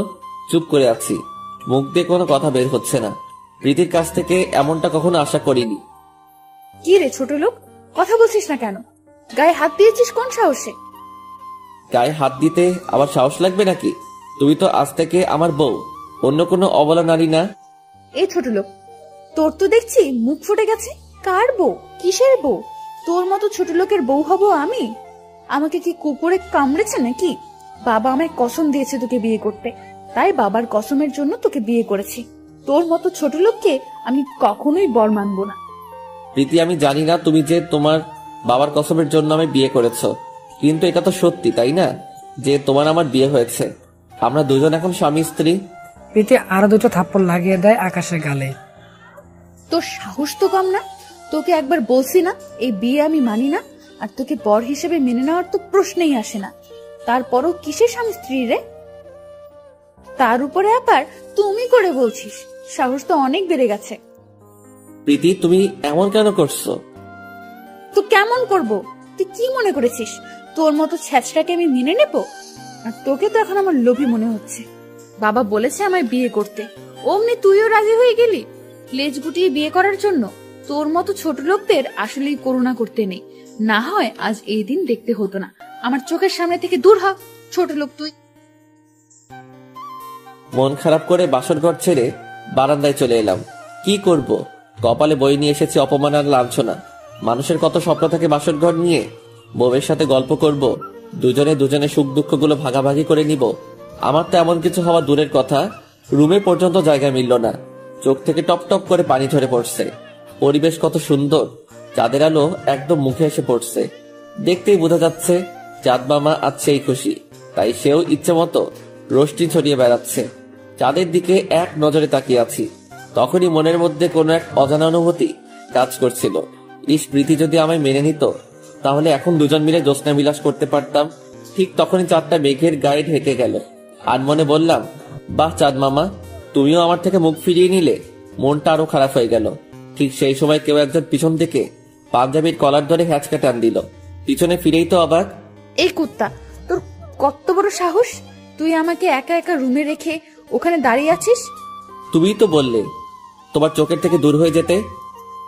হ্যাঁ বলেছি, কিন্তু তুই জানিস না যে আমার একা একা থাকতে ভয় লাগে। এটা বলে প্রীতি কলার ধরে টানতে টানতে রুমের মধ্যে নিয়ে গেল আমাকে। মনে মনে ভাবছি, কি করছে কি মেয়েটা, ও আমার কলার ধরে এভাবে টেনে নিয়ে যাচ্ছে কেন? তারপর প্রীতি আমাকে রুমের মধ্যে নিয়ে গিয়ে ধাক্কা দিয়ে খাটের উপরে ফেলে দেয়, আর সেও তার গায়ের উপরে ঝাঁপিয়ে পড়ে। একদম আমার বুকের মধ্যখানে মাথা রেখে শক্ত করে জড়িয়ে ধরে। ওর এমন কর্মকাণ্ড দেখে তো চোখগুলো কপালে উঠে গেছে আমার। যেই মেয়ে তাকে স্বামী হিসেবেই মানে না, সে আবার তাকে এভাবে জড়িয়ে ধরে আছে কেন? এই কি করছেন আপনি? কেন, কি করছি চোখে দেখিস না? হ্যাঁ, কিন্তু হঠাৎ এভাবে জড়িয়ে ধরলেন। আমার অনেক ঘুম পেয়েছে, আর তুই তো জানিস যে আমার একা একা ঘুমাতে ভয় করে। তা বুঝলাম, আমার পাশে রাখলেই তো পারতেন, কিন্তু এভাবে জড়িয়ে ধরলেন। এই, তুই এত পক পক কেন করছিস রে? জড়িয়ে ধরেছি দেখি কি তোর জাত গেছে নাকি? আমার কারণে আমি তোকে জড়িয়ে ধরেছি। তুই তো ছোট লোক, আর তোর মন মানসিকতা আর কতই ভালো হবে। রাতের বেলায় এসে আমার সাথে উল্টা পাল্টা কখন কি করে বসবি তার কোনো ঠিক ঠিকানা নাই। তাই এক কাজে দুই কাজ ছেড়ে ফেললাম। তোকে সারা রাত এভাবে জড়িয়ে ধরে ঘুমাবো, তাহলে তুই আর আমার সাথে খারাপ কিছু করতে পারবি না। বিশ্বাস করেন রাসেল ভাই, প্রীতির কথা শুনে মনে হচ্ছিল এখনই মাটি ফেটে ভিতরে ঢুকে যাই। এটা কি মেয়ে নাকি অন্য কিছু আল্লাহ জানে। একদম পুরো তার ছিঁড়া। আমাকে শক্ত করে জড়িয়ে ধরেছে খালি এই জন্য আমি যাতে তার সাথে খারাপ কিছু করতে না পারি। কতটা বুদ্ধিমান হলে মানুষ এমনটা বলতে পারে। তবে সবকিছুর ভিড়ে মেয়েটার একটা জিনিস আমার খুবই পছন্দ, ওর বাচ্চামি স্বভাবগুলো। ওর বাচ্চা বাচ্চা কথাগুলো শুনলে ইচ্ছে করে চুমু দিয়ে কপালটা লাল করে দেই। মেয়েটা বুকের মধ্যে মাথা রেখে কখন যে ঘুমিয়ে গেছে বলতেই পারি না। ইস, কি মায়াবী লাগছে চেহারাটা, একদম বুকের সাথে লেপটে লেগে আছে ওর ঠোঁট জোড়াগুলো। ওর ঘুমন্ত চেহারাটা দেখে ইচ্ছে করছে ওর কপালে কয়েকটা ভালোবাসার পরশ এঁকে দিতে। কিন্তু ওর যে মেজাজ, একবার যদি জানতে পারে আমি ঘুমন্ত অবস্থায় ওকে চুমু দিয়েছি, আমাকে জমের কাছে পাঠিয়ে দেবে। কিন্তু মন যে বাধা মানছে না, ওর ঘুমন্ত চেহারাটা বারবার আমাকে যে ওর কাছে টানছে। ধুর, এত ভেবে লাভ নেই, যা হবে পরে দেখা যাবে, আগে চুমু দিয়ে নেই। যেই ভাবা সেই কাজ। প্রীতির কপালে কয়েকটা চুমু। এই, তুই এখনো চুমু দিচ্ছিস না কেন? না কামড়ে দিব তোর বুকের মধ্যে? আমি ভয় পেয়ে বললাম, না না, দিচ্ছি, প্লিজ কামড়ে দিও না। প্রীতি আবার বলল, তাহলে ঠোঁটে চুমু খা আমার। আস্তে আস্তে প্রীতির ঠোঁটের দিকে অগ্রসর হতে থাকি। এক পর্যায়ে প্রীতির উষ্ণ ঠোঁট জোড়া নিজের দখলে করে নেই। আমার ভিতরে খুশিতে ফেটে যাচ্ছে। যাক, কামড় খেয়ে আমার রুহু তো যায় যায় অবস্থা। কামড় খেয়ে না পারছি চেঁচাতে, না পারছি চুপ করে থাকতে। ঠোঁট দিয়ে রক্ত বের হচ্ছে। শেষমেশ আর সহ্য করতে না পেরে আওয়াজ করে চেঁচিয়ে উঠলাম। আওয়াজ শুনে প্রীতি ঘুম থেকে উঠে যায়। প্রীতির ঘুম থেকে উঠে দেখে, আল্লাহ, এখন তো আমি শেষ। ডাইনির ঘুম তো ভেঙে গেছে। উঠলাম। আওয়াজ শুনে প্রীতি ঘুম থেকে উঠে যায়। প্রীতির ঘুম থেকে উঠে দেখে, আল্লাহ, এখন তো আমি শেষ। ডাইনির ঘুম তো ভেঙে গেছে। প্রীতি রাগান্বিত লোক নিয়ে আকাশের দিকে তাকিয়ে আছে। আই, তুই কি করলি আমার সাথে? আর তোর ঠোঁট দিয়ে কেন রক্ত বের হচ্ছে? কই, কি করেছি? কিচ্ছু কইনি তো। মনে মনে বললাম, নিজে কামড়ে রক্ত বের করে দিয়েছে। এখন আবার জিজ্ঞেস করছে রক্ত কেন বের হচ্ছে। না, কিছু তো একটা হয়েছে। আর আমি ঘুমের ঘোরে নরম জাতীয় কিছু একটাতে কামড় দিয়েছি, তার উপরে তোর ঠোঁট কেটে রক্ত বের হচ্ছে। এবার আমার কাছে ক্লিয়ার কি হয়েছে। তুই আমার সাথে খারাপ কিছু করতে চেয়েছিলি। চুপ করে আছি। আল্লাহ, কি বলবো এখন? ধরা খেয়ে গেলাম। এবার তো আমার অবস্থা 12টা বাজিয়ে দিবে। কি রে, কথা বলছিস না কেন? তোর নীরবতাই আমাকে জানিয়ে দিচ্ছে তুই এমন ধারা কিছু করতে চেয়েছিলি। ছি, তুই এতটা খারাপ? তোর মতো মানুষের সাথে বাবা আমায় কি করে বিয়ে দিল? মনে মনে ভেবেছিলাম তোর মধ্যে হয়তো কিছুটা ভালো গুণ আছে, কিন্তু না, তুই একটা জানোয়ার, নরপশুর চাইতেও খারাপ তুই। বলে থাপ্পড় বসিয়ে দিল। এমনিতে ঠোঁট কাটা, তার উপরে থাপ্পড় মেরেছে। রুহুটা যেন মনে হচ্ছে এখনই বের হয়ে যাবে। তবে সত্যিটাই তো বলেছে। আমি ওর গালে কিস করতে চেয়েছিলাম। দাঁড়া, তোর ব্যবস্থা করছি। বলেই বুকের মধ্যে সজোরে একটা খামচি বসিয়ে দিল। আমার সাথে উল্টাপাল্টা করা, হ্যাঁ? এবার কেমন লাগে ছ্যাচটা ছোট লোক কোথাকার? বুকটা লাল হয়ে গেছে খামচির কারণে। চুপ করে মাথাটা নিচের দিকে নামিয়ে রেখেছি। আর কি বলবো, দোষটা তো আমার। এরপর আর যদি কখনো এমন উল্টাপাল্টা চিন্তা মাথায় আসে, তাহলে তোর চোখ দুইটা আমি টেনে বের করে নিয়ে আসবো। মনে রাখিস কথাটা। আর এখন সর, ঘুমাবো আমি। এটা বলেই আবার জড়িয়ে ধরে বুকের মধ্যে মুখ গুজে দেয়। মেয়েটার এমন কর্মকাণ্ড দেখে কি বলবো ভেবে পাচ্ছি না। এখনই কথা শোনালো, এখনই আবার বুকের মধ্যে মুখ গুজে দিয়ে ঘুমাচ্ছে। কিন্তু একটা জিনিস ভেবে মনটা খারাপ হয়ে আছে। বারবার খালি ভুল বুঝে যাচ্ছে আমাকে। তবে সে তো আমার বউ, একটু না হয় চুমু খেতে চেয়েছি, তাই বলে এভাবে বুকের মধ্যে আঁচড় বসিয়ে দিবে? থাক, বাদ দিলাম। সবটাই আমার কপালে লেখা ছিল। এসব নিয়ে ভাবছি, তখনই প্রীতি বলে উঠল, এই, তোর বুকটা তো অনেক লাল হয়ে গেছে রে। বাহ, অনেক সুন্দর কথা। নখ দিয়ে আঁচড় দিয়ে বলছে লাল হয়ে গিয়েছে। কিছুই বললাম না, চুপ করে আছি। সরি রে, তোকে খুব কষ্ট দিয়ে ফেলেছি। আসলে আমার হুঁশ ঠিক ছিল না। আমার মাথায় কখন যে কোন ভূত চেপে বসে নিজেও বলতে পারি না। এই, তোর অনেক ব্যথা করছে তাই না? আরে না, ব্যথা করছে না। এই, তুই তো অনেক মিথ্যা কথা বলিস। আমি জানি তোর অনেক ব্যথা করছে। একদম আগুনের মতো লাল হয়ে আছে জায়গাটা, আর তুই বলছিস ব্যথা করছে না। বলে আর কি হবে? কষ্ট পেলে তো আমার হচ্ছে, তোমার তো কিছু না। আমারও হচ্ছে রে। যদিও তোকে মেনে নিতে পারিনি, তবুও তোকে এইভাবে কষ্ট দেওয়া আমার উচিত হয়নি। দাঁড়া, আমি আদর করে দিচ্ছি। বলে আকাশে ক্ষত জায়গাটাতে তার উৎস ঠোঁটের জোড়া দিয়ে অনেকগুলো চুমু দিয়ে বসে। মেয়েটার কর্মকাণ্ড দেখে আমি তো অবাক। এই এই এই, আপনার মাথা কি নষ্ট হয়ে গেছে? আপনি কি করছেন? আপনার হুঁশ ঠিক আছে তো? হ্যাঁ, আমার হুঁশ ঠিক আছে। আমার তো মনে হচ্ছে না। আপনি তো আমাকে স্বামী হিসেবে মানেনি না, তাহলে চুমু খেলেন যে? এই, তুই চুপ থাক একদম। তোর এত কিছু শুনতে হবে না। তুই কে সেটা আমি ভালো করেই জানি। বিয়ে যেহেতু হয়েছে, তাহলে তুই আমার স্বামী। আর চুপচাপ থাকো প্লিজ, আমি ঘুমাবো। আচ্ছা, ঘুমান। প্রীতি আমার বুকের মধ্যে মুখটা গুজে দিয়ে বাচ্চাদের মতন করে ঘুমিয়ে আছে। কিন্তু একটা জিনিস ভাবতেই মনটা খুশিতে লাফিয়ে উঠছে, যে মেয়েটা আমাকে না মানলেও সে এই বিয়েটাকে মেনে নিয়েছে। যাক, এইটুকুতেই খুশি আমি। আমার আর কিছু চাই না। এসব ভাবতে ভাবতে কখন যে ঘুমের রাজ্যে হারিয়ে গেছি নিজেও জানি না। সকালবেলা ঘুম ভাঙে কারোর ডাকে। মিটমিট করে চোখটা খুলে দেখি প্রীতি বিছানা ছেড়ে উঠতে বলছে। প্রীতি অনেকটা সময় হয়েছে ঘুম থেকে উঠেছে। সে প্রীতিকে দেখে বড় ধরনের একটা শখ খায়। প্রীতি নীল কালার একটা শাড়ি পরেছে, সাথে ম্যাচিং করে কাচের চুড়ি, আর চুলগুলো গাড়ের এক সাইডে মেলে রেখেছে, যার থেকে চুয়ে চুয়ে পানি পড়ছে। তার মানে মেয়েটা সকাল সকাল গোসল করেছে। এটা দেখেই কোনো এক নেশা রাজ্যে হারিয়ে যায়। এক টান দিয়ে বুকের মধ্যে নিয়ে নিলাম প্রীতিকে। বুকের মধ্যে নিয়ে শক্ত করে জড়িয়ে ধরলাম নিজের বাহু ডোরে। মেয়েটা হাত পা ছোটাছুটি করছে ওকে ছেড়ে দিতে, কিন্তু না, আমি তো ছাড়বো না। আমার তো নেশা লেগে গেছে। প্রীতিকে এই অবস্থায় দেখে ওকে ঘুরিয়ে খাটের উপরে রেখে হাত দুইটা শক্ত করে চেপে ধরলাম, যেন নড়াচড়া করতে না পারে। যদিও সেই মেয়ে মানুষ, শক্ত করে চেপে ধরার প্রয়োজন নেই, কারণ আমার শক্তির সাথে পেরে উঠবে না। তাও রিকশা নিলাম না। প্রীতি চোখগুলো লাল বর্ণের করে আমার দিকে চেয়ে আছে। মনে হচ্ছে এখনই চোখের মাধ্যমে গিলে খেয়ে ফেলবে। ধুর, এত কিছু দেখে লাভ নাই। আমার বউ, আমি যা ইচ্ছা তাই করব। আমার বউয়ের সাথে এতে কার কি? প্রীতির গা থেকে মাতাল করা একটা ইসমাইল নাকে ভেসে আসছে। এটার পর তো আরো পাগল হয়ে গেলাম। এবার আমায় আর আটকায় কে?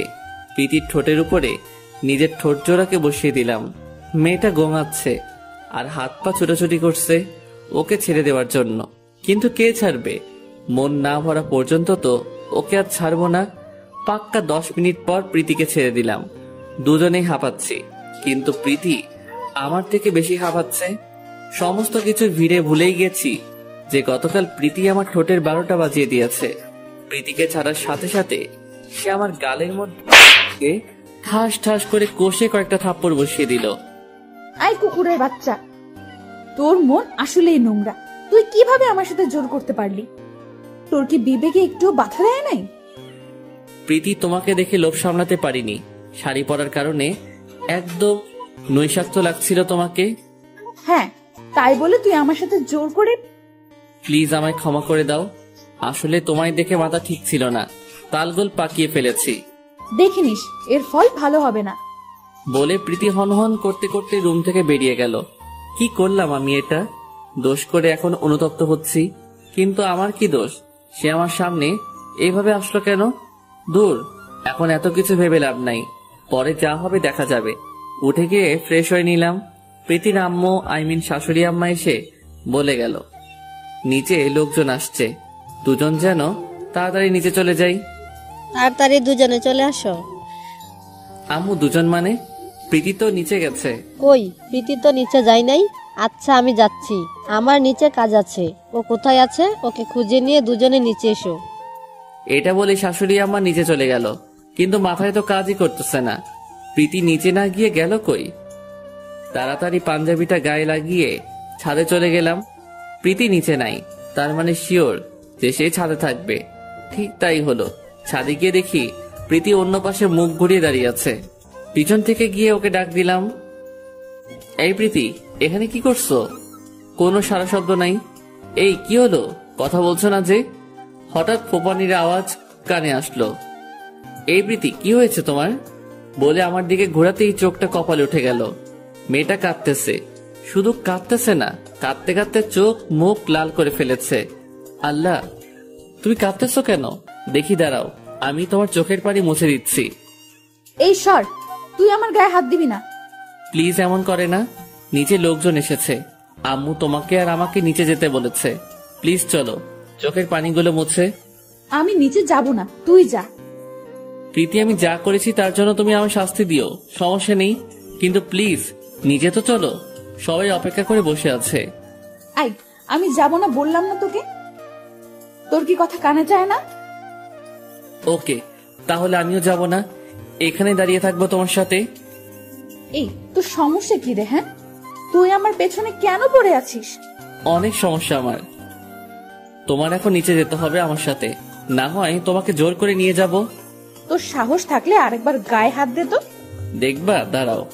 বলে ওর হাতটা ধরতে যাব, ঠিক তখনই প্রীতি আমাকে সজোরে ধাক্কা মারে। আমি টাল সামলাতে না পেরে পিছনে রডের উপরে গিয়ে আছড়ে পড়ি। রডের মাথাটা আমার হাতের মধ্যে ঢুকে যায়। ভাগ্যিস পড়ে যাওয়ার আগে হাতটা সামনে এগিয়ে দিয়েছিলাম, না হলে বড় ধরনের ক্ষতি হয়ে যেত। একদম আমার পেটের একদিক দিয়ে ঢুকে অপর প্রান্ত দিয়ে বের হয়ে যেত। আমি বোকার মতো হা হয়ে তাকিয়ে আছি প্রীতির দিকে। প্রীতি কি করলো এটা? এখন যদি বড় কোনো দুর্ঘটনা ঘটে যেত তাহলে কি হতো সে একবারও কি কল্পনা করেছে? না, মেয়েটার আচরণ দিন দিন অনেকটা পরিবর্তন হয়ে যাচ্ছে। আমি মনে মনে বললাম, ওয়েট, ঠিক আছে, তুমি যেহেতু আমাকে সহ্য করতে পারো না, তাহলে তোমার ধারে কাছে আর ঘেসবো না। প্রীতিকে কিছু না বলে চুপচাপ ছাদ থেকে নেমে এলাম। হাত দিয়ে রক্ত পড়ছে, তবে খোদা বাঁচিয়েছে, বড় ধরনের কোনো ক্ষতি হয়নি। হাতটা ওয়াশ করে সাময়িকের জন্য ব্যান্ডেজ মুড়িয়ে নিলাম। সে চুপচাপ বসে আছে রুমের মধ্যে। শাশুড়ি নিচে যেতে বলেছে, কিন্তু কিভাবে যাবে? প্রীতি তো এখনো নিচে নামেনি। কথাটা ভাবতে না ভাবতেই প্রীতি ছাদ থেকে নিচে নেমে এলো। এই দেখি তোর হাতে কি হয়েছে, খুব লেগেছে তাই না? চুপচাপ বসে আছি, ইচ্ছে করছে প্রীতির গালের মধ্যে দুইটা বসিয়ে দেই, আর বলে ধাক্কা মেরে আবার জিজ্ঞেস করা হচ্ছে যে খুব লেগেছে তাই না? এই কথা বলছো না যে? আচ্ছা দেখি, হাতটা এদিকে দাও, কি হয়েছে দেখছি। না থাক, তার আর কোনো দরকার নেই। এই তোমাকে হাতটা দেখাতে বলেছি, মেজাজ খারাপ করবে না একদম। ছাদ থেকে নামার সময় সিঁড়িতে দেখেছি রক্তের ফোঁটা পড়ে আছে। প্রীতির রাগ দেখে আমি ভ্যাবাচেকা খেয়ে যাই। মনে মনে বলি, মাইরি, এটা কি মেয়ে রে বাবা?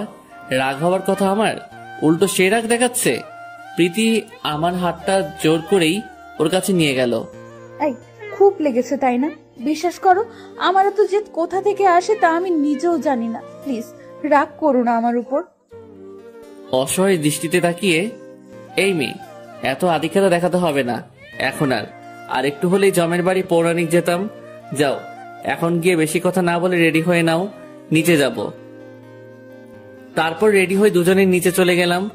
অনেক মানুষ এসেছে আমাদেরকে দেখার জন্য, কিন্তু সমস্যা হচ্ছে হাতটা নিয়ে। হাতের এই অবস্থা দেখলে মানুষজন নানান কথা বলবে, তাই হাতটা যতই পারি সেভ করে রাখছি। আমার চরম রাগ উঠছে প্রীতির উপরে, ওর জন্যই সবটা হয়েছে। একটু পর উপরে চলে আসলাম। প্রীতিও আমার পিছনে পিছনে উপরে আসলো। এই কি হলো, উপরে চলে আসলে যে? নাস্তা করবে না? এই মেয়ে, এত প্যা প্যা করো না তো, মেজাজ এমনিতে খারাপ হয়ে আছে। তোমার খাওয়া গিয়ে তুমি খেয়ে নাও, আমার চিন্তা তোমার করতে হবে না। এমন করছো কেন? আমি আর কখনো এমন করব না, সরি। এই প্রীতি, প্লিজ যাও তো আমার চোখের সামনে থেকে। আর ক্ষমা টমা চেয়ে নিজেকে ছোট করো না। মেয়েটা আমার কথা শুনে মন খারাপ করে নিচে চলে গেল, কিন্তু একটা জিনিস আমার মাথায় কাজ করছে না। মেয়েটা ঘুরে ঘুরে মাপ কেন চাইছে? সে আমার উপরে দুর্বল হয়ে গেল না তো? কর্মকাণ্ড দেখে তো এমনই মনে হচ্ছে। এসব ভাবতে ভাবতে নিজেকে নিজে বললাম, যদি এমন হয় তাহলে মেয়েটাকে ধরা দেওয়া যাবে না, ওকে আরো দুর্বল করব, ভালো করে প্রেমের জালে ফাঁসাবো আরো আগে ওকে, তারপর ধরা দিব। না হয় আবারও সে পাগলামো করবে। রুম থেকে নামিনি একবারও, তাই সারাদিন রুমে বসেছিলাম। রুম থেকে নামিনি একবারও। হাতে ব্যথা পেয়েছি শুনে শাশুড়ি এসে সকালে নাস্তা দিয়ে গেছে। সত্যিটা তিনি জানেন না, পড়ে গিয়ে ব্যথা পেয়েছি এমনটা বলেছি। সারাদিনে প্রীতি অনেকবার এসেছে তার সাথে কথা বলতে নিজ থেকে, কিন্তু আমি পাত্তা দেইনি। দুপুরের খাবার নিয়ে এসেছে প্রীতি আমার জন্য, তাও কোনো কথা বলেনি। চুপচাপ খাবার খেয়ে শুয়ে পড়লাম। এই তুমি আমার সাথে এমন করছো কেন? কেমন করেছি? আমার সাথে কথা বলছো না ভালো করে। তোমার সাথে কথা বলে কি হবে? যেই মেয়ে স্বামীর মর্যাদা দিতে জানে না, তার সাথে কিসের কথা? সকালের কর্মকাণ্ডের কথা আমি এখনো ভুলিনি। তো শুনো, তোমার সাথে কথা বলার কোনো মুড নেই আমার। আজ থেকে তুমি তোমার মতো থাকবে আর আমি আমার মতো থাকবো। এখন বকবক না করে গিয়ে নিজের কাজ করো। ওকে, যাচ্ছি। রাগে গজগজ করতে করতে নিচে চলে এলো প্রীতি। মনে মনে বলল, খচ্চর বেটা, ভাব বেড়েছে তোর খুব। হ্যাঁ, তুই কি মনে করেছিস তোকে ছাড়া আমি থাকতে পারবো না? তোকে আমি ভালোবাসি এমনটা ভাবলে ভুল করবি। তোর খোঁজ খবর নিয়েছি খালি, আমার দ্বারা তোর ক্ষতি হয়েছে সেই জন্য, না হলে গায়ে পড়ার মতো মেয়ে আমি না। আর বিশেষ করে তোর মতো ছেঁচড়ার সাথে আমি প্রীতি গিয়ে আদিক্ষেতা করব, সেটা কখনোই না। মেয়েটা সারাদিন আর উপরে আসেনি। আমার মনে হলো তখন হয়তো মেয়েটাকে একটু বেশি কথা শুনিয়ে ফেলেছি। আবার পরক্ষণে মনে হলো না, ঠিক করেছি একদম। আমার সাথে যা করেছে, তাকে যে 2-4টা চর লাগিয়ে দেইনি সেটাই ওর ভাগ্য। সারাদিন শুয়ে বসেই সময়টা কেটে গেল। রাতের বেলা শাশুড়ি এসে খাবার দিয়ে গেল, কিন্তু আমি মনে মনে ধারণা করেছিলাম প্রীতি খাবার নিয়ে আসবে, কিন্তু না। এত ভেবে লাভ নাই, খুব ঘুম পেয়েছে, খেয়ে দিয়ে ঘুমাতে হবে, তাই খেয়ে দিয়ে ঘুমিয়ে পড়লাম। অন্যদিকে প্রীতিও খাওয়া দাওয়া শেষ করে রুমে এসে ঘুমানোর চিন্তা ভাবনা করে, কিন্তু ভিতরে ভিতরে একটা টেনশন কাজ করছে। চেষ্টাটার সাথে যেমন ধারা আচরণ করেছে, তারপরে তো সে আর ধারে কাছেও ঘেঁষতে দিচ্ছে না।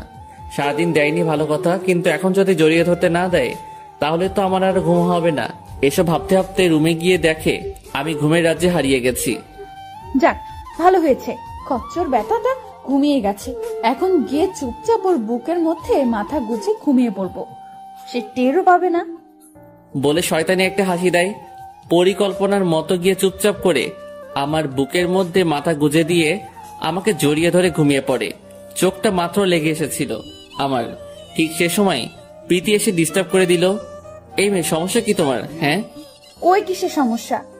তাহলে সমস্যা যদি না থাকে আমায় জড়িয়ে ধরলে কেন? আমার ইচ্ছে হয়েছে তাই জড়িয়ে ধরেছি। মামার বাড়ির আবদার নাকি? হ্যাঁ, যে ইচ্ছে হবে আর এসে আমি জড়িয়ে ধরে ঘুমিয়ে পড়বে। এই ছোট লোক, তোরা তো দেমাগ এসেছে কোথা থেকে শুনি? জড়িয়ে ধরেছে বলে ভাব বেড়েছে? হ্যাঁ শোন, তোর ভাব আমার সামনে এক টুকরো কাগজের মতো, তোকে গণার সময়ও আমার নাই, তো ভাব কমায় নিবি। আর এখন আমাকে ঘুমাতে দে। আমি তো ছোট লোক, চেষ্টা, তাহলে আমাকে জড়িয়ে ধরে ঘুমাতে আসছেন কেন? আপনাকে আটকে রাখি নাই ঘুম না যাওয়ার জন্য, নিজের মতো করে ঘুমান, আমায় জড়িয়ে ধরে ঘুমাতে হবে না আপনার।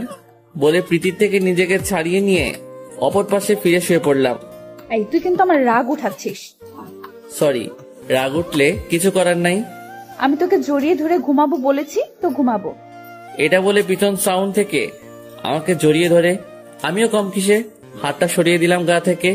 তুই আমাকে জড়িয়ে ধরতে দিবি না, তাই তো? হ্যাঁ, তাই দিব না। প্রীতির কর্মকাণ্ড দেখে ভিতরে ভিতরে হাসতে হাসতে শেষ আমি। রাগ তো মাথায় উঠে গেছে প্রীতির। প্রীতি আমার শার্টটা খামচে ধরে পিছন থেকে টান দিয়ে ছিঁড়ে ফেলে। এই তুমি কি করলে? এটা আমার শার্ট কেন ছিঁড়ে ফেললে? এটা তো কমই করেছি, ভালোই ভালোই বলছি, এখনো সময় আছে, জড়িয়ে ধরে ঘুমাতে দে, না হয় কিন্তু খুব খারাপ হবে। যা খারাপ হওয়ার হোক, তাও আমি জড়িয়ে ধরতে দিব না। আমাকে ছোট লোক চেষ্টা বলে অপমান করে, সে আবার আসছে আমায় জড়িয়ে ধরতে। দেখ, আমার ঘুম পাচ্ছে অনেক, আমি ঘুমাবো, আর তোকে জড়িয়ে ধরেই ঘুমাবো। বলে পিছন থেকে আবার আমাকে জড়িয়ে ধরে। আমিও বললাম, আমি তোমাকে জড়িয়ে ধরে ঘুমাতে দিব না, তোমার ঘুমাতে হলে অন্যভাবে ঘুমাও। এই কুত্তা কোথাকার, যা, তোকে জড়িয়ে ধরবো না। বলে রাগে ফোপাতে থাকে। এক পর্যায়ে আর রাগটাকে কন্ট্রোল করতে পারে না, না পেরে কান্না করে দেয়। আমি নিজেকে নিজে বুঝ দেই এই বলে যে দূর করুক মান্না, তাতে আমার কি, আমাকে যে সবসময় কষ্ট দেয়। এবার মজা বুঝো। প্রীতি কান্না করতে করতে বলে, দেখিস, আমাকে ঘুমাতে দিস নাই তুইও শান্তিতে ঘুমাতে পারবি না। ওকে, সমস্যা নাই, দেখা যাবে, তাই ডোন্ট কেয়ার। এরপর আর কোনো সারা শব্দ নাই মেয়েটার। তার মানে ঘুমিয়ে পড়েছে হয়তো কান্না করতে করতে। যাক, এবার আমিও ঘুমিয়ে পড়ি। রাত 3টা বাজে, আমি বেঘরে ঘুমাচ্ছি। ঠিক তখনই প্রীতি ঘুম থেকে উঠে গিয়ে বালতি পুড়িয়ে পানি নিয়ে আসে, আর সেগুলো আমার শরীরের উপর ঢেলে দেয়। আমি ঘুমের ঘোরে চিৎকার করে লাফ দিয়ে উঠি, বিছানায় বসে পড়ি। বিব্রতভাবে বলে, আল্লাহ, ছাদ ছিদ্র হয়ে গেছে। কিন্তু না, তার ধারণা তো ভুল প্রমাণ হয়। যখন সে চোখটা ঘুরিয়ে পাশে তাকায় তখন সে দেখতে পায় প্রীতিকে। প্রীতি পানির বালতি হাতে নিয়ে দাঁড়িয়ে আছে। মেজাজ তো পুরো মাথায় উঠে যায়। এটা কি হলো? পুরো ঘুমের 12টা বাজিয়ে দিয়েছে মেয়েটা আমার। এই তুমি এটা কেন করলে? আমার গায়ে পানি ঢেলে দিলে কেন? একদম বেশ করেছি, আমাকে জড়িয়ে ধরতে দিসনি, আবার কথা বলছিস? হ্যাঁ, তুই কিভাবে ভাবলি যে আমি ঘুমাতে না পারলে তোকে ঘুমাতে দিব? আমি কি তোমায় ধরে রেখেছিলাম যাতে করে তুমি না ঘুমাতে পারো? হ্যাঁ, তা করিসনি, কিন্তু তার থেকে বড় কিছু করেছিস। তুই জানিস যে তোকে জড়িয়ে না ধরলে আমার ঘুম আসে না, কিন্তু তাও তুই আমায় জড়িয়ে ধরতে দিসনি। তাই বলে তুমি এমনটা করবে? একটা ঘুমন্ত মানুষের গায়ের উপরে পানি ঢেলে দিবে? এটা তো কমই করেছি, এখনো সময় আছে, আমায় জড়িয়ে ধরে ঘুমাতে দে, না হয় আরো বড় কিছু করব। এবার মেজাজ আরো খারাপ হয়ে গেল। খাট ছেড়ে উঠে গিয়ে মেয়েটাকে দেওয়ালের সাথে চেপে ধরলাম। রাগ তো মাথায় উঠে আছে।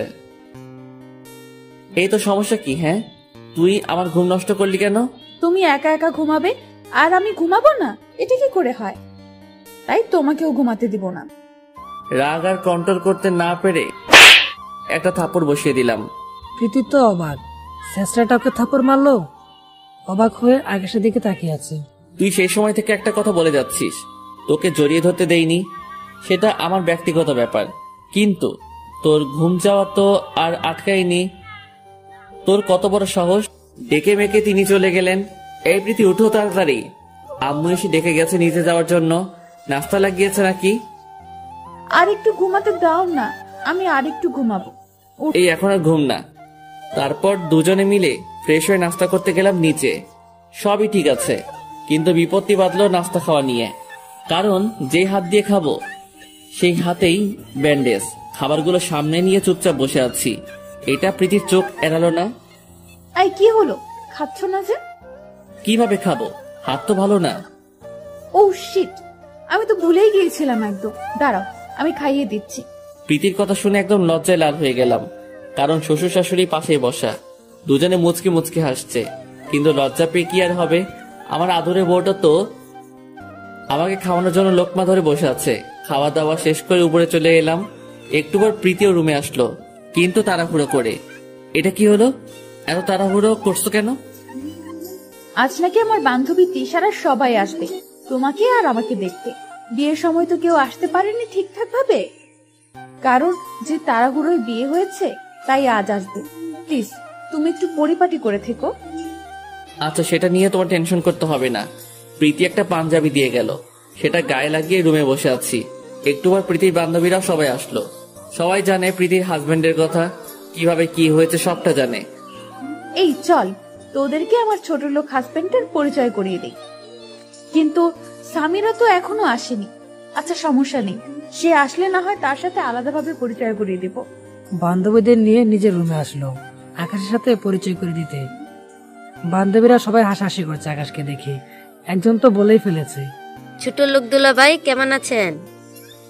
কথা শুনে মনটা ভরে গেল। ওদের হাবভাব দেখে বুঝতে বাকি রইল না যে তারা আমার মজা উড়াতে এসেছে। জি আলহামদুলিল্লাহ ভালো, আপনি? হ্যাঁ ভালো, কিন্তু প্রীতি আমার একটা জিনিস মাথায় ঢুকছে না, তুই এমন ছেঁচড়াকে বিয়ে করলি কি করে? কপাল খারাপ হলে যা হয় আর কি। এমন ছাত্রের সাথে বিয়ে বসার ইচ্ছে কি আমার ছিল নাকি? কারোর কথায় খারাপ লাগলো না, কারণ আসলে আমি ছেঁচড়া। কিন্তু প্রীতির কথা শুনে চোখটা লাল হয়ে গেল। মেয়েটা কি সারা জীবন আমাকে এইভাবেই অপমান করে যাবে? কখনো কি স্বামীর মর্যাদা দিবে না? লজ্জায় চোখ নিচের দিকে নামিয়ে রেখেছি। এমন সময় কেউ দরজায় টোকা দেয়। এই যে প্রীতি, আমি আসতে পারি? হ্যাঁ দোস্ত আয়। গলার আওয়াজ শুনে আমার কাছে পরিচিত মনে হলো। নজর উঠিয়ে ওনার দিকে তাকালাম। ওনাকে দেখে তো আমার চোখ জোড়া কপালে উঠে গেছে। আল্লাহ, এ তো আমার ছোট বোন সাফার ক্লাসমেট। সামিরা আমাকে অনেক আগে থেকে চেনে। ওকে আমি আমার ছোট বোনের মতোই দেখি, সেটা সমস্যা না। সমস্যা হচ্ছে আস্তে আস্তে আমার অতীতগুলো সামনে আসতে চলেছে। আল্লাহ জানে সামিরা আবার কিছু বলে দেয় কিনা। সে আমার ব্যাপারে সন্তুষ্ট জানে। এই সামিরা, এই হচ্ছে আমার ছেঁচড়া ও ছোট লোক হাজবেন্ড। প্রীতি, তোর কি মনে হচ্ছে না যে তুই একটু বেশি বেশি করছিস? কি রে, তোর আবার কি হলো? হঠাৎ এমন রিয়েক্ট করছিস? কিছুই হয়নি, তবে দরজায় অনেকটা সময় দাঁড়িয়ে দাঁড়িয়ে শুনলাম তোরা ওনাকে অপমান করছিস। প্রীতি শোন, সময় থাকতে জিনিসের মূল্য দেওয়া শিখে নে, না হয় পরে হাই হতাশা করবি। সামিরা, বুঝলাম না, তুই হঠাৎ এই ছোট লোকটাকে নিয়ে এত পজিটিভ কথা বলছিস। তোর সাথে তো আমার ফোনে কথা হয়েছে যে আমি একটা ছেঁচড়া ছোট লোককে বিয়ে করেছি, তখন তো কিছুই বলিসনি। কিন্তু এখন হঠাৎ কি হলো যে উল্টো গিলি? তখন কিছুই বলিনি, কারণ একটা মানুষকে না দেখে তো আর বিবেচনা করা যায় না। তাছাড়া তুই এখন ওনার স্ত্রী আর উনি তোর হাজব্যান্ড, সো সম্মানটা তোর থেকে আশা করাই যায়। মানা না মানে সেটা তোর ব্যাপার, কিন্তু লিগেলি তুই আর উনি হাজব্যান্ড ওয়াইফ। ও বুঝেছি, ছোট লোকটাকে দেখে তোর মায়া লেগে গেছে, তাই তুই কিছু বলতে পারছিস না। এত দরদ থাকলে নিজেই ওর গলায় ঝুলে পড়। প্রীতির কথা শুনে সে সহ বাকি বান্ধবীরাও সবাই হাসতে শুরু করে। শোন, সময়ের জায়গাটা উল্টো ঘুরবে। এখন হয়তো আমার কথাগুলো মজায় উড়াচ্ছিস, এমন একটা সময় আসবে যখন চার হাত পা একসাথে গুটিয়ে কান্না করলেও সময়টা আর ফিরে পাবি না। আর কি বললি, ওনাকে ছোট লোক? যার নামে পুরো শহর চলে, যার বাসার কাজের লোকও তোর বাবার চাইতে কয়েক গুণ বেশি কোটিপতি, তাকে বলছিস ছোট লোক? মানে কি বলছিস ঠিক বুঝলাম না। আল্লাহ, এখন তো ফেসে যাব। মেয়েটা আমার সমস্ত ইতিহাস ফাঁস করতে চলেছে। না, ওকে আটকানো দরকার। সে মানেটা কি সেটা বলতে যাবে, তার আগেই ওকে আটকে দিলাম। এই যে, আপনি একটু চুপ থাকবেন প্লিজ। আপনি কি সব বলছেন উল্টাপাল্টা? প্লিজ চুপ করেন। সামিরা চুপ হয়ে গেল। কারণ সে আকাশের চোখে মিনতি লক্ষ্য করছে, চোখ দুটো মিনতি করছিল যেন কিছুই না বলে, তাই সেও চুপ হয়ে যায়। কি রে সামিরা, কথা বলছিস না যে? কথাগুলোর মানে কি? মানে টানে কিছু না, এখন বাদ দে এইসব কথা। আসছি কই একটু আনন্দ করব, তা না কি সব লাগিয়েছিস। আচ্ছা বল, এখন তোদের কি অবস্থা সবার? হ্যাঁ, ভালোই আছি। টপিকটা বাদ দিলেও প্রীতির মাথার মধ্যে সামিরার কথাগুলো বারবার বাড়ি খাচ্ছে। কথাগুলো যেন তার ভিতরে কোনোভাবেই হজম হচ্ছে না। তোর যা হবে হোক। আচ্ছা আকাশ, তুমি একটু নিচে যাও, আমরা বান্ধবীরা সবাই একটু আড্ডা দিব। ওকে, তোমরা আড্ডা দাও, আমি নিচে যাচ্ছি। নিচে গিয়ে সোফায় বসে আছি, এমন সময় শাশুড়ি আম্মা এসে বললেন, বাবা তুমি নিচে বসে আছো যে? আম্মু আসলে অনেকদিন পর ওর বান্ধবীরা এসেছে, একটু ভালো করে টাইম স্পেন্ড করুক, তাই আর কি নিচে নেমে এসেছি। সেটা কেমন কথা? তুমি ওর হাজব্যান্ড, তুমি থাকলে সমস্যা কি ছিল? না আম্মু, সমস্যা না, থাক না, বাদ দিন। ওকে, তোমাদের যা ভালো লাগে করো। আমি রহিমাকে দিয়ে চা পাঠিয়ে দিচ্ছি, বসে বসে চা খাও। তারপর তিনি চলে গেলেন। সোফায় বসে আছি আর একটু আগের কথা ভাবছি। মেয়েরা এক অদ্ভুত জাতি, নিজের প্রেস্টিজের জন্য নিজের জামাইকেও ছোট করতে দ্বিধাবোধ করে না। কিভাবে পারলো সে আমায় তার এতগুলো বান্ধবীর সামনে অপমান করতে? ভালোবাসায় তো কোনো কমতি রাখিনি, তাও কেন সে আমাকে উপহাস করে সব সময়? এসব নিয়ে ভাবছি, তখনই রহিমা এসে চা দিয়ে যায়। এই যে সাহেব, আপনার চা। চায়ের কাপটা রহিমার কাছ থেকে নিয়ে, আচ্ছা তুমি যাও। চা খাচ্ছি বসে বসে, এমন সময় শ্বশুর মশাই রুম থেকে বের হয়ে এদিকেই এগিয়ে আসে। কি খবর বাবা তোমার? এই তো ভালো, আপনার? হ্যাঁ, কোনো রকম চলছে, তবে প্রেশারটা একটু বেড়ে গেছে। আচ্ছা শুনো, তোমার সাথে আমার কিছু কথা ছিল। জি বলেন। আমি চাচ্ছিলাম আমার সমস্ত বিজনেস তুমি হ্যান্ডেল করবে, আমি সব তোমার নামে লিখে দিব। যতই হোক মেয়ের জামাই তো।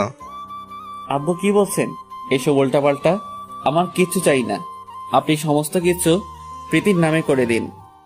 আমি জানতাম তুমি এমনটাই বলবে, তাই তো তোমার উপরে আমি আমার মেয়ের দায়িত্ব চাপিয়ে দিয়েছি। আর শুনো, আমি সিরিয়াস, আমার মেয়েটা এখনো বড় হয় নাই, আর এত কিছু সে একা সামলাতেও পারবে না। তাই আমি ওর সাথে কথা বলে সমস্ত কিছু তোমার নামে উইল করে দিব। না আব্বু প্লিজ, আপনি এমনটা করবেন না। আপনি প্রীতির নামে লিখে দিন, এটা যদি উনি জানতে পারে তাহলে আমাকে ভুল বুঝবে।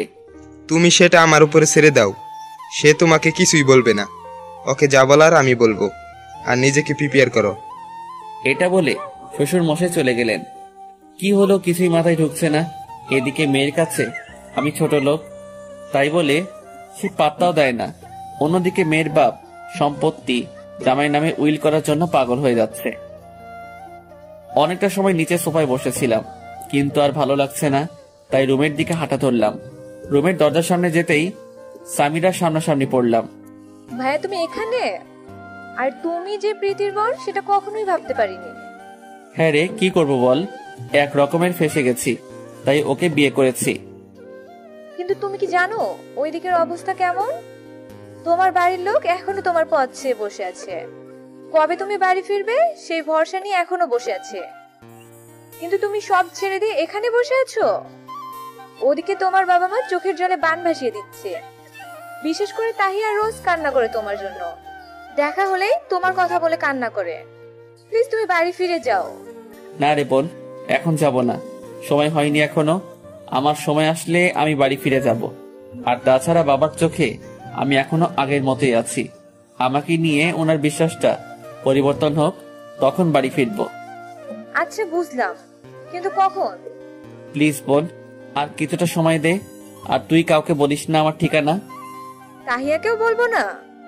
না, ওকে বলিস না, না হয় সে আমার কাছে চলে আসবে। আচ্ছা ঠিক আছে, কিন্তু তুমি অতি শীঘ্রই বাড়ি ফিরবে। আচ্ছা। কথা শেষ করে রুমে গেলাম। সামিরা নিচে চলে গেল। প্রীতি আমাকে দেখে রেগে বেগে আগুন। এই কুকুর, তুই রুমে কি করছিস? তোকে না বলেছিলাম আমরা কিছু সময় কথাবার্তা বলবো, তুই নিচে থাকতে? তাও তুই রুমে এসেছিস কোন সাহসে? আসলে আমার নিচে মন টিকছিল না, তাই রুমে চলে এসেছি। প্রীতির বান্ধবী একজন প্রীতিকে বলে, প্রীতি, তোর হাজব্যান্ড আসলেই ছেঁচড়া। তুই এই ছেঁচড়াকে ডিভোর্স দিয়ে দে, ভালো একটা ছেলেকে বিয়ে কর। আসলেই তাই করব। এই ছেঁচড়ার সাথে সংসার করা আমার পক্ষে সম্ভব না। এই তোরা চল, অন্য রুমে আড্ডা দিব। ছেঁচড়াটা আমাদের শান্তিমতো কথা বলতেও দিবে না। সবাই অন্য রুমে চলে গেল। চোখ দিয়ে ঝরঝর করে পানি ঝরছে। একটু আগে প্রীতি কি বলে গেল, সে আমায় ডিভোর্স দিবে। সারাদিন রুমের মধ্যে ছিলাম, রুম থেকে বের হইনি। রহিমা এসে বিকেল বেলা নাস্তা দিয়ে গেল। শুধু রাতের বেলায় খাবার খাওয়ার জন্য নিচে নেমেছিলাম। প্রীতির বান্ধবীরা আজ এখানেই থাকবে। সারাদিন প্রীতির সাথে আমার আর কোনো কথা হয়নি। রাতের বেলায় শুয়ে আছি, প্রীতি এখনো রুমে আসে নাই। মেয়েটার জন্যই ওয়েট করছিলাম। একটু পর সে রুমে আসলো।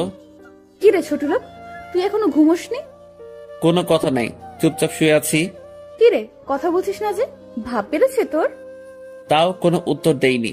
মেয়েটা আর কোনো কথা বলল না, চুপচাপ আমায় জড়িয়ে ধরে বুকের মধ্যে মুখ গুজে দিয়ে শুয়ে পড়ল। আজ কোনো টু শব্দ করিনি। করুক যেমন ইচ্ছা আমার সাথে ব্যবহার করুক, আমি তো খেলনার পুতুল, ব্যবহার করে ছুঁড়ে ফেলে দিবে। একটু পর খেয়াল করলাম মেয়েটার কোনো সারা শব্দ নাই, হয়তো ঘুমিয়ে গেছে। মেয়েটার চেহারার দিকে নজর পড়তেই চোখটা আবার ভিজে গেল, কারণ ওকে খুব ভালোবাসি আমি। সে আমায় ছেড়ে দিলে হয়তো জীবনটা শেষ হয়ে যাবে। চোখ দিয়ে অনবরত পানি ধরছে। হঠাৎ প্রীতি নড়ে উঠল। কি রে, তুই এখনো ঘুমোসনি? তাড়াতাড়ি করে চোখটা মুছে নিলাম, তবে প্রীতি হয়তো আমার চোখের পানি দেখে ফেলেছে। আসলে ঘুম আসছিল না। ঘুম আসছে না ভালো কথা, কিন্তু কান্না করছিস কেন? কই কান্না করছি? শোন, মিথ্যে বলে লাভ নাই, আমি দেখে ফেলেছি। আর কান্না করেও কোনো ফায়দা হবে না। তোকে আমি ডিভোর্স দিয়ে দেব। তোর মতো ছোট লোকের সাথে আমার যায় না। আজ বান্ধবীদের সাথে বড় গলায় কথা বলতে পারছি না শুধু তোর জন্য, কারণ ওদের হাজবেন্ড এক একজন অনেক কোটিপতি বা ভালো ভালো পজিশনে আছে, কিন্তু তোর তো কিছুই নেই। ছ্যাচরা তুই। ওদের সামনে আমি ছোট হয়ে গেছি, আর ছোট হতে চাই না। তোকে ডিভোর্স দিয়ে অন্য একটা ছেলেকে বিয়ে করে নেব। ওদের চোখে আমি বড় হতে চাই। প্লিজ প্রীতি, তুমি আমায় ডিভোর্স দিও না। তোমায় খুব ভালোবেসে ফেলেছি আমি। তোমায় ছাড়া বেঁচে থাকার কোনো উৎস খুঁজে পাচ্ছি না আমি। এই ছোট লোক, ভালোবাসিস মানে কি? হ্যাঁ, তুই ভালোবাসিস বললেই কি হবে নাকি? তোর মতো কুকুরের বাচ্চাকে আমি কখনোই ভালোবাসবো না। তুই আমার যোগ্যই না। নিজেকে কখনো আয়নায় দেখেছিস কিরকম লাগে দেখতে তোকে? চলে এসেছে ভালোবাসতে। মুখ অন্যদিকে ঘুরিয়ে নিলাম। চোখের পানি যেন প্রবাহমান নহরের মতো বইতে চলেছে। চোখের পানিগুলো আড়াল করে মুছে নিয়ে, আচ্ছা ডিভোর্স দিয়ে দিও, সমস্যা নেই, কিন্তু এখন ঘুমিয়ে পড়ো। হ্যাঁ, ঘুমোচ্ছি, তুইও ঘুমিয়ে পড়। কোনো কথা বললাম না আর। প্রীতি ঘুমিয়ে গেছে, কিন্তু সারা রাত আমি আর ঘুমোতে পারিনি। খালি একটা কথাই বারবার মাথায় ঘুরছিল, টাকা পয়সা আর পজিশন। এই কয়েকটা জিনিস এইসব জায়গায় ম্যাটার করে। কেউ আসল মন দেখে না। একদম রাতের শেষ ভাগে চোখটা লেগে এসেছে। সকালবেলা ঘুম থেকে উঠে দেখি 10টা বাজে। প্রীতিও বিছানায় নাই, তার মানে আজ সে আমার আগে ঘুম থেকে উঠে পড়েছে। বিছানা ছেড়ে উঠে গেলাম। এক সেট কাপড় হাতে নিয়ে ওয়াশরুমের দিকে যাব ফ্রেশ হতে। ঠিক তখনই প্রীতি নিচতলা থেকে উঠে রুমে আসে। প্রীতির চোখ মুখ লাল হয়ে আছে, বোঝাই যাচ্ছে মেয়েটা কান্না করেছে। চোখের কোণে পানিও জমে আছে। এই প্রীতি, কি হয়েছে তোমার? কান্না করছো কেন? এই ছোট লোকের বাচ্চা, তোর জন্য সপ্তাহ হয়েছে বলে ঠাস করে আকাশের গালের মধ্যে কষে একটা থাপ্পড় বসিয়ে দেয়। গালে হাত দিয়ে অবাক দৃষ্টিতে প্রীতির দিকে চেয়ে আছি। কি করলাম আমি? হুট করে এমন বিহেভ কেন করছে সে? আচ্ছা আমি কি করেছি? এই ছোট লোক, কি করেছিস তুই জানিস না? আমার বাপকে পটিয়ে রেখেছিস কেন তুই? তোকে ছাড়া দেখি কিচ্ছুই বোঝে না উনি। কি ধুল পড়িয়েছিস তুই আমার বাপকে, যে তোর নামে সবকিছু উইল করে দিবে? আমি কি জানি? সেটা তুমি তোমার আব্বুকে গিয়ে জিজ্ঞেস করো। এই ছোট লোক, আবার আমার মুখের উপর কথা বলিস? তোর জন্য হয়েছে সবটা। তুই আমার লাইফে আসার পর কোনো কিছুই আমার ঠিকঠাক যাচ্ছে না। নিজের বাবা পর্যন্ত সন্তানকে ছেড়ে তোর উপরে ভরসা করছে। কেন? আমার মধ্যে কিসের কমতি আছে যে আমি ওনার বিজনেসের দেখাশোনা করতে পারবো না? ভালোই তো প্ল্যান করে ফেলেছিস। শুরুতে আমার জীবনটা বরবাদ করলি, এখন আবার বাপকে পটিয়ে সমস্ত সম্পত্তি হাঁটানোর চিন্তা ভাবনা করেছিস। এই যে প্রীতি, মুখ সামলে কথা বলো। তোমার বাবার সম্পত্তির উপরে আমার কোনো লোভ নেই। উনি নিজ থেকে এসেই বলেছে তিনি সমস্ত কিছু আমার নামে উইল করে দেবে। আই হয়েছে, থাক, এখন আর সাধু সাজতে হবে না। আমি জানি তোর মতলব খারাপ। তুই বাবাকে বলে সমস্ত সম্পত্তির সবকিছু আমার নামে করে দিবি, আর না হয় তোর নামে করে সেটা তুই আমার নামে করে দিবি। ওকে, ঠিক আছে, আমি সমস্ত কিছু তোমার নামই করে দিব। আর একটা কথা মাথায় রেখো, তোমার বাবার এই 2 টাকার সম্পত্তির উপরে আমার কোনো লোভ নেই। আমার যা আছে সেগুলো দিয়ে তোমার বাবার মতো 100টা প্রতিষ্ঠান দাঁড় করাতে পারবো। বলেই মুখে হাত দিয়ে ফেললাম। আল্লাহ, এটা কি বলে ফেললাম আমি? মুখ ফসকে নিজের অতীত সামনে নিয়ে আসতে চলেছি। বাহ ছোট লোক, তুই তো দেখছি গলাবাজি করতেও উস্তাদ। তোর যদি এত কিছুই থাকতো তাহলে তুই অন্যের ঘরে ঘর জামাই থাকতি না, আর মানুষের কৃপায়ও তোর দরকার পড়তো না। ছাগল কোথাকার। চুপ করে আছি, কি বলবো বলার ভাষা নাই। আচ্ছা, আমি সমস্ত কিছু তোমার নামে উইল করার ব্যবস্থা করছি। এবার প্লিজ আমাকে মুক্তি দাও, আমি গোসল করব। হ্যাঁ, তাই করবি তুই। যা এবার, কার মরা গারবি কার। ওয়াশরুমে ঢুকে গেলাম ফ্রেশ হতে। পানির কলটা ছেড়ে দিয়ে মগ কেটে কেটে মাথায় পানি ঢালছি। আর ভাবছি, আল্লাহ, এটাই কি সেই বাচ্চা প্রীতি যাকে হসপিটালে এক দেখে ভালোবেসে ফেলেছিলাম? ওর ব্যবহার এতটা খারাপ, সেটা ভাবতেও আমার অবাক লাগছে। ওর কাছে কি আমার ভালোবাসার কোনো মূল্য নাই? না, এখন মনে হচ্ছে প্রীতির থেকে নিজেকে সরিয়ে নেওয়াটাই বেটার। কিন্তু ওকে ছাড়া থাকবো কি করে? না, সে যদি আমায় ছেড়ে দেয় তাহলে আমিও ওকে আর আটকাবো না। ফ্রেশ হয়ে নিচে গেলাম নাস্তা খাওয়ার জন্য। শাশুড়ি আম্মা নাস্তা পরিবেশন করছে। প্রীতির বান্ধবীরা চলে গেছে সকাল সকাল নাস্তা করে। নাস্তা করছি এমন সময় শ্বশুর মশাই বলল, আকাশ, তুমি নাস্তা শেষ করে আমার সাথে একটু দেখা করো রুমে। আচ্ছা। তারপর নাস্তা শেষ করে শ্বশুর মশাই রুমে গেলাম। ও, তুমি এসেছো? জি। আচ্ছা নাও, এখানে সমস্ত কিছু আসল ডকুমেন্ট আছে, তুমি সমস্তটা দেখে সাইন করে দাও। আর আজ থেকে সমস্ত কিছু তুমি দেখাশোনা করবে। চোখগুলো বড় বড় হয়ে আছে শ্বশুরের কথা শুনে। আচ্ছা, এগুলো কি প্রীতি নামে করলে হতো না? না, যদি সে ওই পরিমাণ যোগ্য হতো তাহলে আমি সমস্তটা ওর নামে লিখে দিতাম, কিন্তু সে যোগ্য না। চুপ করে আছি। তারপর সমস্তটা একবার দেখে নিয়ে সাইন করে দিলাম। তাহলে বলো, কবে থেকে অফিসে জয়েন করছো? আমাকে 1 সপ্তাহ সময় দিন, তারপর থেকে জয়েন করব। আচ্ছা, ঠিক আছে। তারপর রুমে চলে গেলাম। একটু পর প্রীতি কথা দেখে যেন রুমে আসলো। এই সমস্ত কিছু তোর নামে করে দিয়েছে, এখন তুই আমার নামে কবে করে দিবি? 3 দিনের মধ্যে সমস্ত কিছু তোমার নামে উইল করে দিব। ওকে, ঠিক আছে, কিন্তু যা করবি তাড়াতাড়ি করবি, কারণ তোকে তার পরপরই ডিভোর্স দিয়ে দিব। কতটা স্বার্থপর হলে এমন ভাবে কথা বলতে পারে? থাক, ওর বাবার সম্পত্তির উপরে আমার কোনো লোভ নেই। এইভাবে দিন চলতে লাগলো। সারাদিন রুমের মধ্যে থাকি, প্রীতির সাথে প্রয়োজন ছাড়া কোনো কথা বলি না। তবে একটা জিনিস ঠিক আছে, আমরা কেউ কারোর সাথে কথা না বললেও সে রাতে ঘুমানোর সময় এসে আমায় ঠিকই জড়িয়ে ধরবে। আমারও কেন জানি অভ্যাস হয়ে গেছে, মেয়েটা আমায় জড়িয়ে না ধরলে ঘুমিয়ে আসতে চায় না। অন্যদিকে আবার উকিলের সাথে কথা বলে রেখেছি। এভাবে 2 দিন চলে গেল। 3 দিনের মাথায় উকিল ফোন দিয়ে বলল, উকিলের থেকে স্ট্যাম্প আনলাম এবং সম্পত্তি প্রীতির নামে উইল করে দিব।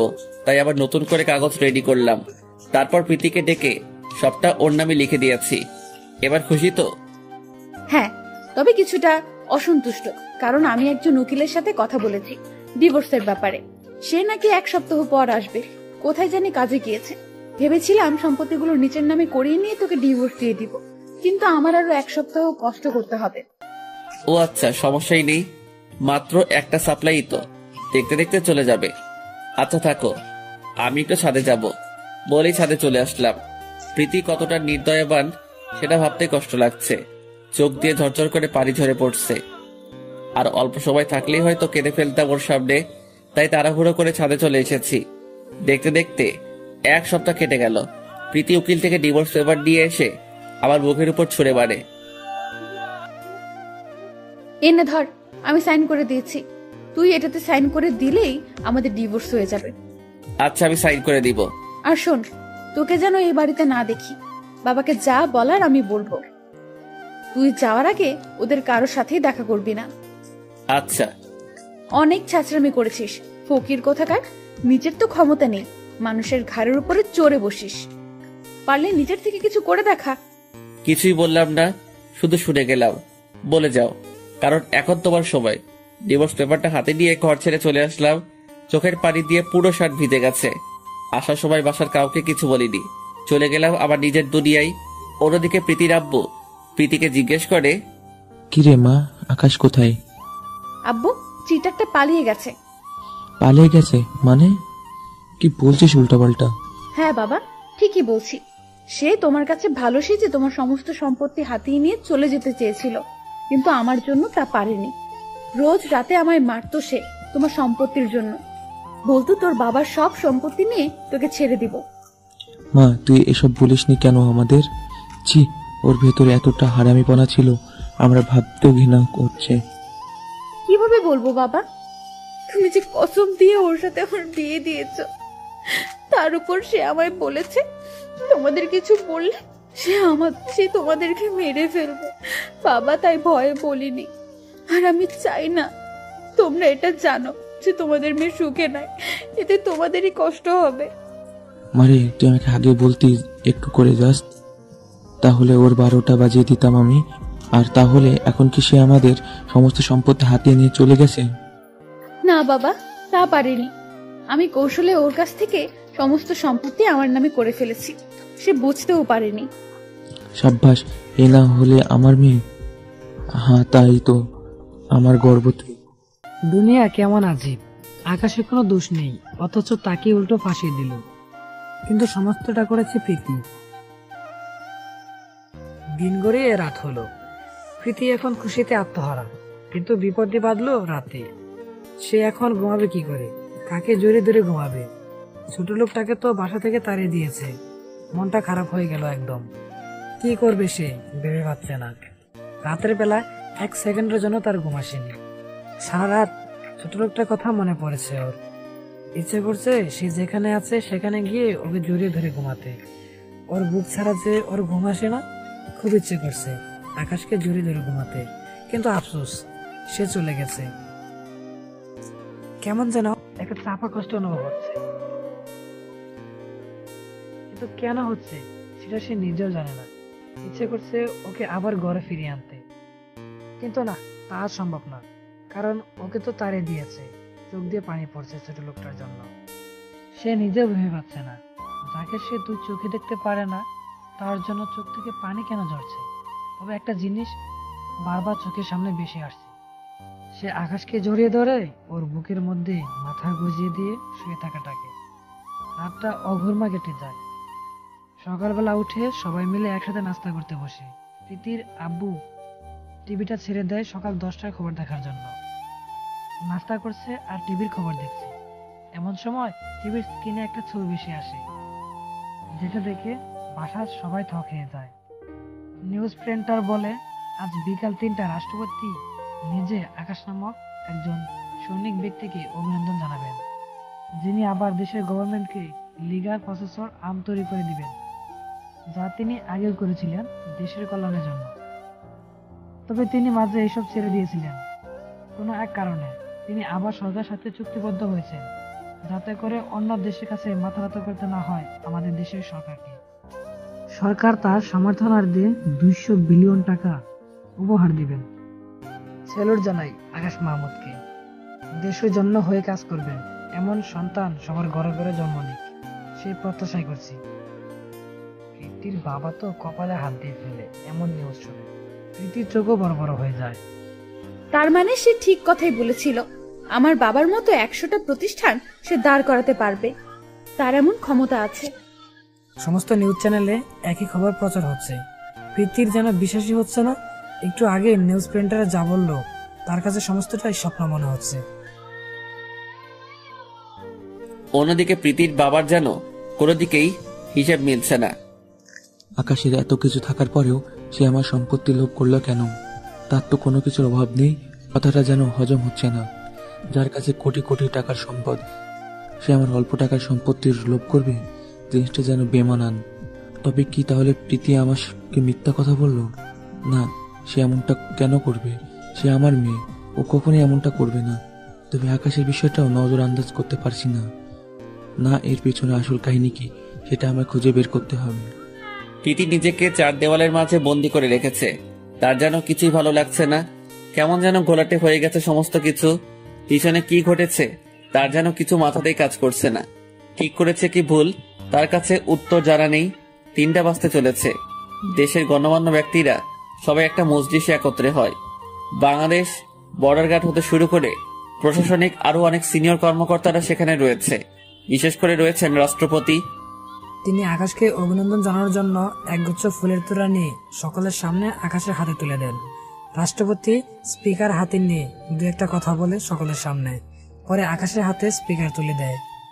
আসলে কি বলবো নিজেরও জানা নেই, তবে এইটুকুই বলবো দেশের জন্য আবার কাজ করতে পেরে নিজেকে গর্বিত মনে হচ্ছে। আগেও দেশের জন্য কাজ করেছি, তবে কোনো এক কারণে এই সব থেকে নিজেকে দূরে সরিয়ে নিয়ে গিয়েছিলাম। কিন্তু পরে অনুভব করলাম না, উপরওয়ালা যেহেতু মেধা দিয়েছে তাহলে সেটাকে কোনো কাজে না খাটিয়ে নষ্ট কেন করব।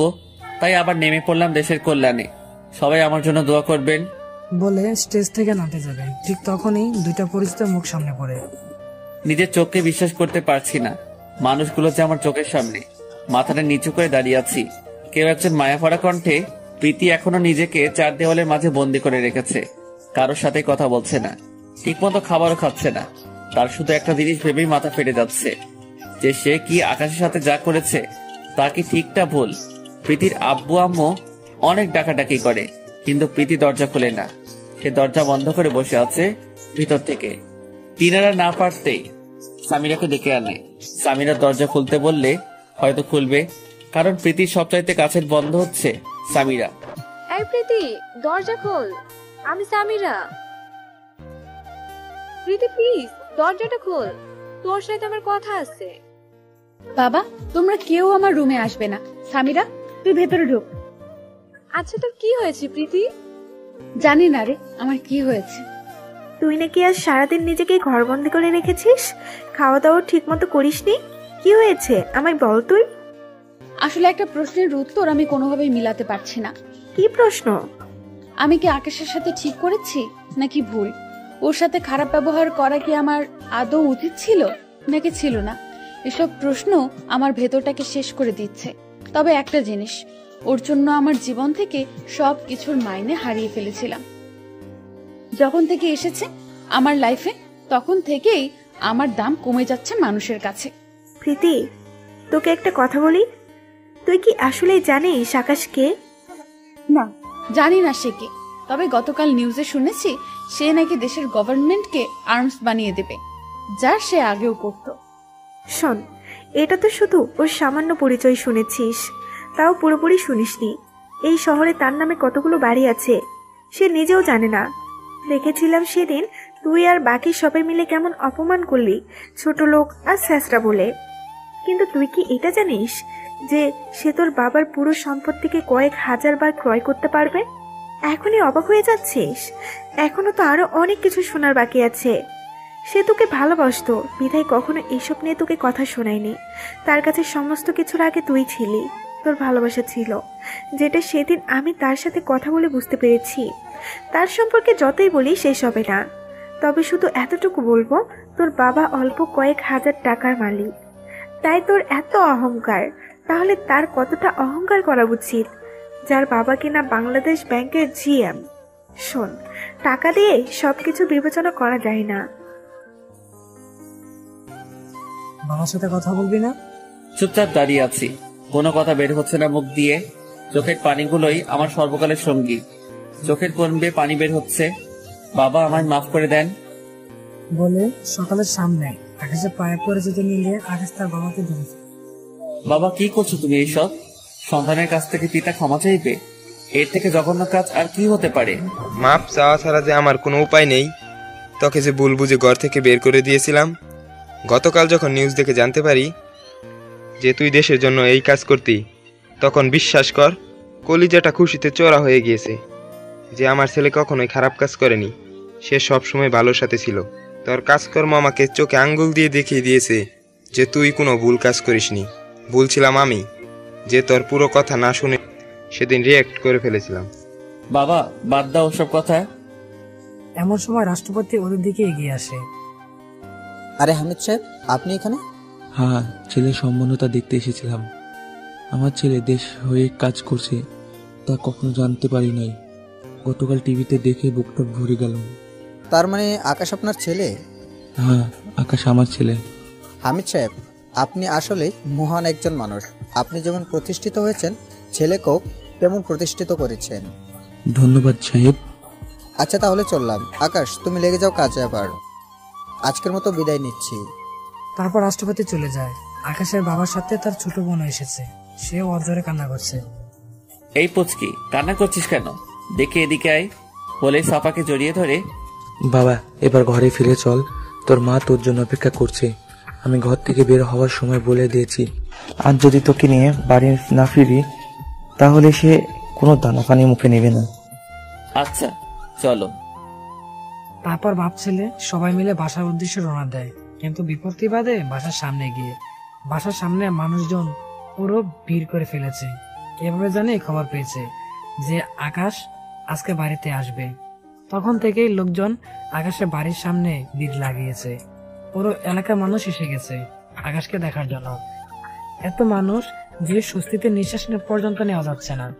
বহু কষ্টে মানুষজনকে ঠেলে বাড়িতে প্রবেশ করে। আকাশের আম্মু তো আকাশকে জোরে ধরে সে কি কান্না! বহুদিন পর কলিজার টুকরাকে সামনে পেয়েছে। সমস্ত কিছুর বীরে আকাশ প্রীতির কথা ভুলেই গেছে। আর মনেই বা রাখবে কেন? নিঃস্বার্থভাবে ভালোবেসেছে, কিন্তু তার বিনিময়ে কি পেয়েছে? অপমান আর লাঞ্ছনা। তবে এখনো সে ভালোবাসে প্রীতিকে। প্রীতির তো হুশই উড়ে গেছে সামিয়ার কথা শুনে। কি বলছে এসব? তার মানে আকাশ হামিদ সাহেবের ছেলে? প্রীতির কলিজা ফেটে যাচ্ছে সামিয়ার কথা শুনে। এখন সে হারে হারে টের পাচ্ছে যে আকাশ কি ছিল। হীরাকে কাচের টুকরা মনে করে অপমান করেছি আমি, কিন্তু সে কখনো টাকা পয়সার বড়াই করেনি। আর আমি কি করলাম ওর সাথে? ছি! কিন্তু সামিরা, তুই এগুলো জানিস কি করে? কারণ আমি সাফার বান্ধবী, যে কিনা আকাশের ছোট বোন। ওর পরিবার সম্পর্কে আমি জানি না এমন কিছু নাই। তাহলে তুই আমাকে আগে বলিসনি কেন? বলে কি হবে? ভালো যদি বাসার এই হতো তাহলে এমন ধারা আচরণ করতি না। তাছাড়া ভাই আমাকে বারণ করেছে। প্রীতি শব্দ করে কান্না করে দেয়। আচ্ছা হয়েছে, এখন আর কেঁদে কোনো ফায়দা নাই। উঠে গিয়ে ফ্রেশ হয়ে নে, তারপর খেয়ে নিস। আমি চললাম, অনেকটা সময় হয়েছে আমি এসেছি। যাওয়া দরকার এখন আমার। সামিয়ারা চলে যায়। প্রীতির মুখে পানি ছিটা দিয়ে রুম থেকে বের হয়ে আসে। রুম থেকে বের হয়ে এসে দেখে তার বাবার সামনে দাঁড়িয়ে আছে। তিনি কোনো কথা ছাড়াই ঠাস করে প্রীতির গালের মধ্যে সজোরে একটা থাপ্পড় বসিয়ে দেয়। প্রীতির মুখে পানি ছিটা দিয়ে রুম থেকে বের হয়ে আসে। রুম থেকে বের হয়ে এসে দেখে তার বাবার সামনে দাঁড়িয়ে আছে। তিনি কোনো কথা ছাড়াই ঠাস করে প্রীতির গালের মধ্যে সজোরে একটা থাপ্পড় বসিয়ে দেয়। প্রীতি গালে হাত দিয়ে অবাক দৃষ্টি তাকিয়ে আছে ওর বাবার দিকে। সি, আমার ভাবতেও ঘৃণা হচ্ছে যে তুই আমার মেয়ে। আমি তোর আর সামিরার কথা শুনে ফেলেছি। আমি শিওর যে আকাশ কিছুই করেনি। তুই কিছু একটা করেছিস, যার ফলে সে চলে গিয়েছে। কি করেছিস সত্যি করে বল, না হয় কিন্তু ভুলে যাব যে তুই আমার মেয়ে। তুমি ঠিকই ধরেছ, আকাশের কোনো দোষ নেই, সবটা আমিই করেছি। কারণ ওকে কেন জানি আমার সহ্য হতো না। ওর জন্য সবার কাছে আমি ছোট হয়ে যাচ্ছিলাম দিন দিন। তোমরাও ওকে আমার থেকে বেশি গুরুত্ব দিচ্ছিলে। যেখানে তোমার সম্পত্তি আমি পাওয়ার কথা, সেখানে তুমি তার নামে করে দিয়েছো। এসব আমি মানতে পারছিলাম না, তাই ওকে ডিভোর্স দিয়ে সমস্ত কিছু নিজের নামে করে নিয়েছি। আর তোমাদের মিথ্যে বলেছি যে সে সমস্ত সম্পত্তি হাতিয়ে নিতে চায়। প্রীতি, তুই কতটা নিকৃষ্ট হলে এমন দ্বারা কাজ করতে পারিস? তোকে তো নিজের মেয়ে ভাবতেও আমার ঘৃণা হচ্ছে। যেই ছেলে চাইলে আমাদের থেকে আরো বহু উঁচু ফ্যামিলির মেয়ে বিয়ে করতে পারতো, সে তা না করে শুধু আমার কথায় তোকে বিয়ে করতে রাজি হয়ে গেছে। সেই ছেলের সাথে তুই এমন দ্বারা আচরণ করলি। আরে ওর কথা না হয় বাদই দিলাম, কিন্তু ওর বাবার যে একটা ভালো নাম ডাক আছে, যে বাংলাদেশ ব্যাংকের জিএম, তোর বাবার তো সেটাও নাই। তুই এমন একটা সোনার টুকরো ছেলেকে ঠকাইলি। শুনে রাখ, তোকে একটা কথা বলে রাখি, তোর কপালে সুখ নাই। তোর অনেক পস্তাতে হবে তোর কৃতকর্মের জন্য। আর আজ থেকে আমি ভুলে যাব যে প্রীতি নামক আমার কোনো মেয়ে ছিল। তিনি এটা বলে প্রীতি রুম থেকে বের হয়ে আসে। হাওমাও করে কান্না করে দেয় প্রীতি ওর বাবার কথা শুনে। কিন্তু তার ভিতরটা কেমন যেন হয়ে আছে। সবাই ওর থেকে আকাশকে বেশি পাত্তা দিচ্ছিল। তাই সে এমন ধারা কর্মকাণ্ড করে ফেলেছে। আবার ভিতরে এটাও কাজ করছে যে এত টাকা পয়সা মালিক হওয়ার পরও ও কখনো তা নিয়ে বড়াই করেনি। আল্লাহ, এখন আমি কি করব? আমার যে কোনো কিছুই মাথায় কাজ করছে না। তবে আমি সবার উপরে থাকবো, আমার থেকে বেশি গুরুত্ব কেউ কাউকে দিতে পারবে না, সেই জন্যই তো এমনটা করেছি। সারাদিন কোনো খাওয়া দাওয়া নাই, 4 দেয়ালের মাঝে নিজেকে বন্দি করে রেখেছে। বিছানায় শুয়ে এপাশ ওপাশ করেছে, কিন্তু ঘুম আসছে না। চোখ থেকে ঘুম নামক শব্দটা যেন উধাও হয়ে গিয়েছে। কখনো তার চোখের সামনে বেশি উঠছে যে সে আকাশকে জড়িয়ে ধরে ওর বুকের মধ্যে মাথা গুজে দিয়ে শুয়ে আছে। তার খুব ইচ্ছা করছে আকাশকে জড়িয়ে ধরে ঘুমিয়ে যেতে। কখন যে লোকটাকে জড়িয়ে ধরার মতো বদ অভ্যাস হয়ে গেছে সে নিজেও জানে না। একা ঘুমাতে ভয় করত, কিন্তু সেই ভয় কখন যে ওকে জড়িয়ে ধরায় কনভার্ট হয়ে গিয়েছে তা নিজেও অজানা। চোখের কোণে পানি বেয়ে পড়ছে। নিজেকে নিজেই প্রশ্ন করলাম, আচ্ছা লোকটা কি আমি চাই? ওকে ছাড়া যে কোনো কিছুতেই শান্তি পাচ্ছি না, তার মানে ওকে চাই আমার। হ্যাঁ, আমি কাল সকালেই ওর কাছে ফিরে যাব, কিন্তু সে কি আমায় মেনে নেবে? আবার কি সে আগের মতন করে ভালোবাসবে? কলিজাটা ছিঁড়ে যাচ্ছে একদম মানুষটার জন্য।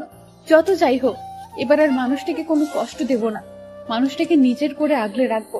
মানুষটার বুকের মধ্যে যে আমার শেষ ঠিকানা, মরে গেলেও মানুষটার বুকের মধ্যে মাথা রেখে মরতে চাই। এসব ভাবতে ভাবতে কখন যে ভোর হয়ে গেছে সে নিজেও জানে না। তারপর সে অজু করে সোজা জায়নামাজ নিয়ে রবের হাজিরা দিতে বসে যায়। নামাজ শেষ করে খোদার কাছে একটাই আবদার করে, আল্লাহ, আকাশকে তুমি আমার কাছে ফিরিয়ে দাও। লোকটাকে যে নিজের অজান্তে ভালোবেসে ফেলেছি। তারপর রেডি হয়ে নেয়। একটা কাগজে ছোট করে 2 শব্দের একটা ওয়ার্ড লিখে ডাইনিং টেবিলের উপরে রেখে সে ঘর থেকে বের হয়ে পড়ে। সামিয়াকে ফোন দিয়ে সাথে নিয়ে নেয়। সকালবেলায় প্রীতির আম্মু নাস্তা বানিয়ে ডাইনিং টেবিলের উপর সাজিয়ে রাখবে, এমন সময় একটা সাদা কাগজ চোখে পড়ে। তখন তিনি সেটা হাতে নিয়ে তুলে দেখে, মা, আমি আকাশের কাছে যাচ্ছি, জানি না সে আমায় মেনে নেবে কিনা। যদি মেনে নেয় তাহলে ওর সাথেই ঘরে ফিরবো, আর যদি না মেনে নেয় তাহলে এই মুখ আর কাউকে কখনো দেখাবো না, দূরে কোথাও চলে যাব। এমন কিছু দেখতে পেয়ে প্রীতির আম্মু দৌড়ে গিয়ে প্রীতির আব্বুকে কাগজটা দেখায়। প্রীতির আব্বু কি বলবে ভেবে পাচ্ছে না। মেয়ে যা করেছে, তারপর ভালো খারাপ আর কিছুই মাথায় আসছে না। এই প্রীতির বাবা, কি হয়েছে? আকাশ তো আমাদের সম্পত্তি হাতিয়ে নেওয়ার চেষ্টা করছিল, কিন্তু প্রীতির জন্য পারেনি। তাহলে এমন খারাপ ছেলের জন্য প্রীতির এমন দ্বারা উদ্যোগ নিল কি করে? সমস্ত কিছুর পিছনে যে প্রীতির হাত, সেটা ওর আম্মু জানে না। আকাশকে খারাপ বলো না, ওর নামে বাজে কথা বললেও পাপ হবে। এসব কিছুর পিছনে তোমার মেয়ের হাত ছিল, আকাশে কোনো দোষ নেই। মানে কি বলছো এসব? হ্যাঁ, ঠিকই বলেছি। প্রীতির সম্পর্কে এমন কিছু শুনতে পাবে তিনি কল্পনা করতে পারেননি। কিন্তু এখন মেয়ে যে ওর কাছে চলে গিয়েছে, সে যদি মেনে না নেয় তাহলে তো মেয়েটা উল্টাপাল্টা কিছু করে বসবে। জানি না আমি কিছু তোমার মেয়ের ব্যাপারে, তবে এতটুকু জানি তোমার মেয়ের শিক্ষা হওয়া উচিত। অন্যদিকে আকাশের রাতে ঘুম হয়নি। সে মেয়েটাকে নিজের জীবনে থেকেও বেশি ভালোবেসে ফেলেছে, কিন্তু মেয়েটা তার ভালোবাসা মূল্য এভাবে দিবে সেটা ভাবতেই তার কলিজা ফেটে যাচ্ছে। না, আর ভালোবাসবো না আমি তোমাকে প্রীতি।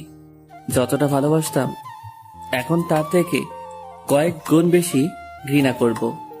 আকাশের পরিবারের সবাই মিলে একত্রে নাস্তা করতে বসে সকালবেলা। এমন সময় কে একজন বাসায় কলিং বেল বাজায়। সাপা, একটু দেখতো কে এসেছে। আচ্ছা আম্মু, দেখছি। সে দরজা খুলে দেখতে পায় একটা মেয়ে দাঁড়িয়ে আছে। এই যে, কে আপনি? প্লিজ আকাশকে একটু ডেকে দাও, আমি ওর সাথে কথা বলবো। সাপা, কে এসেছে? আম্মু, চিনি না আমি। একটা মেয়ে এসেছে, বলছে ভাইয়াকে ডেকে দিতে। ওকে, দাঁড়াও আম্মু, আমি দেখছি কে আবার এত সকাল সকাল আমার খোঁজ করতে এসেছে। বলেই দরজার কাছে গিয়ে প্রীতিকে দেখে তো চোখ জোড়া কপালে উঠে গিয়েছে। ভাইয়া, কে এই মেয়ে? চিনি না আমি, কে এই মেয়ে? ওকে চলে যেতে বল। বলে হেঁটে চলে আসতে যাব। ঠিক তখনই প্রীতি পিছন থেকে পা দুটো ঝাপটে ধরে। প্লিজ আকাশ, তুমি আমায় মাফ করে দাও। এই মেয়ে, পা ছাড়ো। না, আমি পা ছাড়বো না। তুমি আগে বলো আমায় মাফ করে দিয়েছো। এই মেয়ে, পা ছাড়তে বলেছি না? বলে ঝাটকা দিয়ে প্রীতির থেকে পা ছাড়িয়ে নিলাম। প্রচন্ড রাগ হচ্ছিল। কি সমস্যা তোর? হ্যাঁ, এখানে কেন এসেছিস? এত অপমান করার পরেও কি মন ভরেনি, নাকি আরো বাকি আছে অপমান করা? প্লিজ আমায় ভুল বোঝো না। রাগ তোর অনুতপ্ত তোর কাছে, তোর মতো মেয়ের দরকার নেই আমার। আকাশ, কি রে, কি হয়েছে? কে এই মেয়ে? বলে আকাশের আম্মু ডাইনিং টেবিল ছেড়ে উঠে আসে। আম্মু হবে কেউ, প্লিজ ওকে চলে যেতে বলো, না হয় আমি কিন্তু এখন ওকে ঘাট ধাক্কা দিয়ে ঘর থেকে বের করে দিব। আরে বাবা, তুই এত রাখছিস কেন? এই মেয়ে কে তুমি? আমি আপনার ছেলের বউ।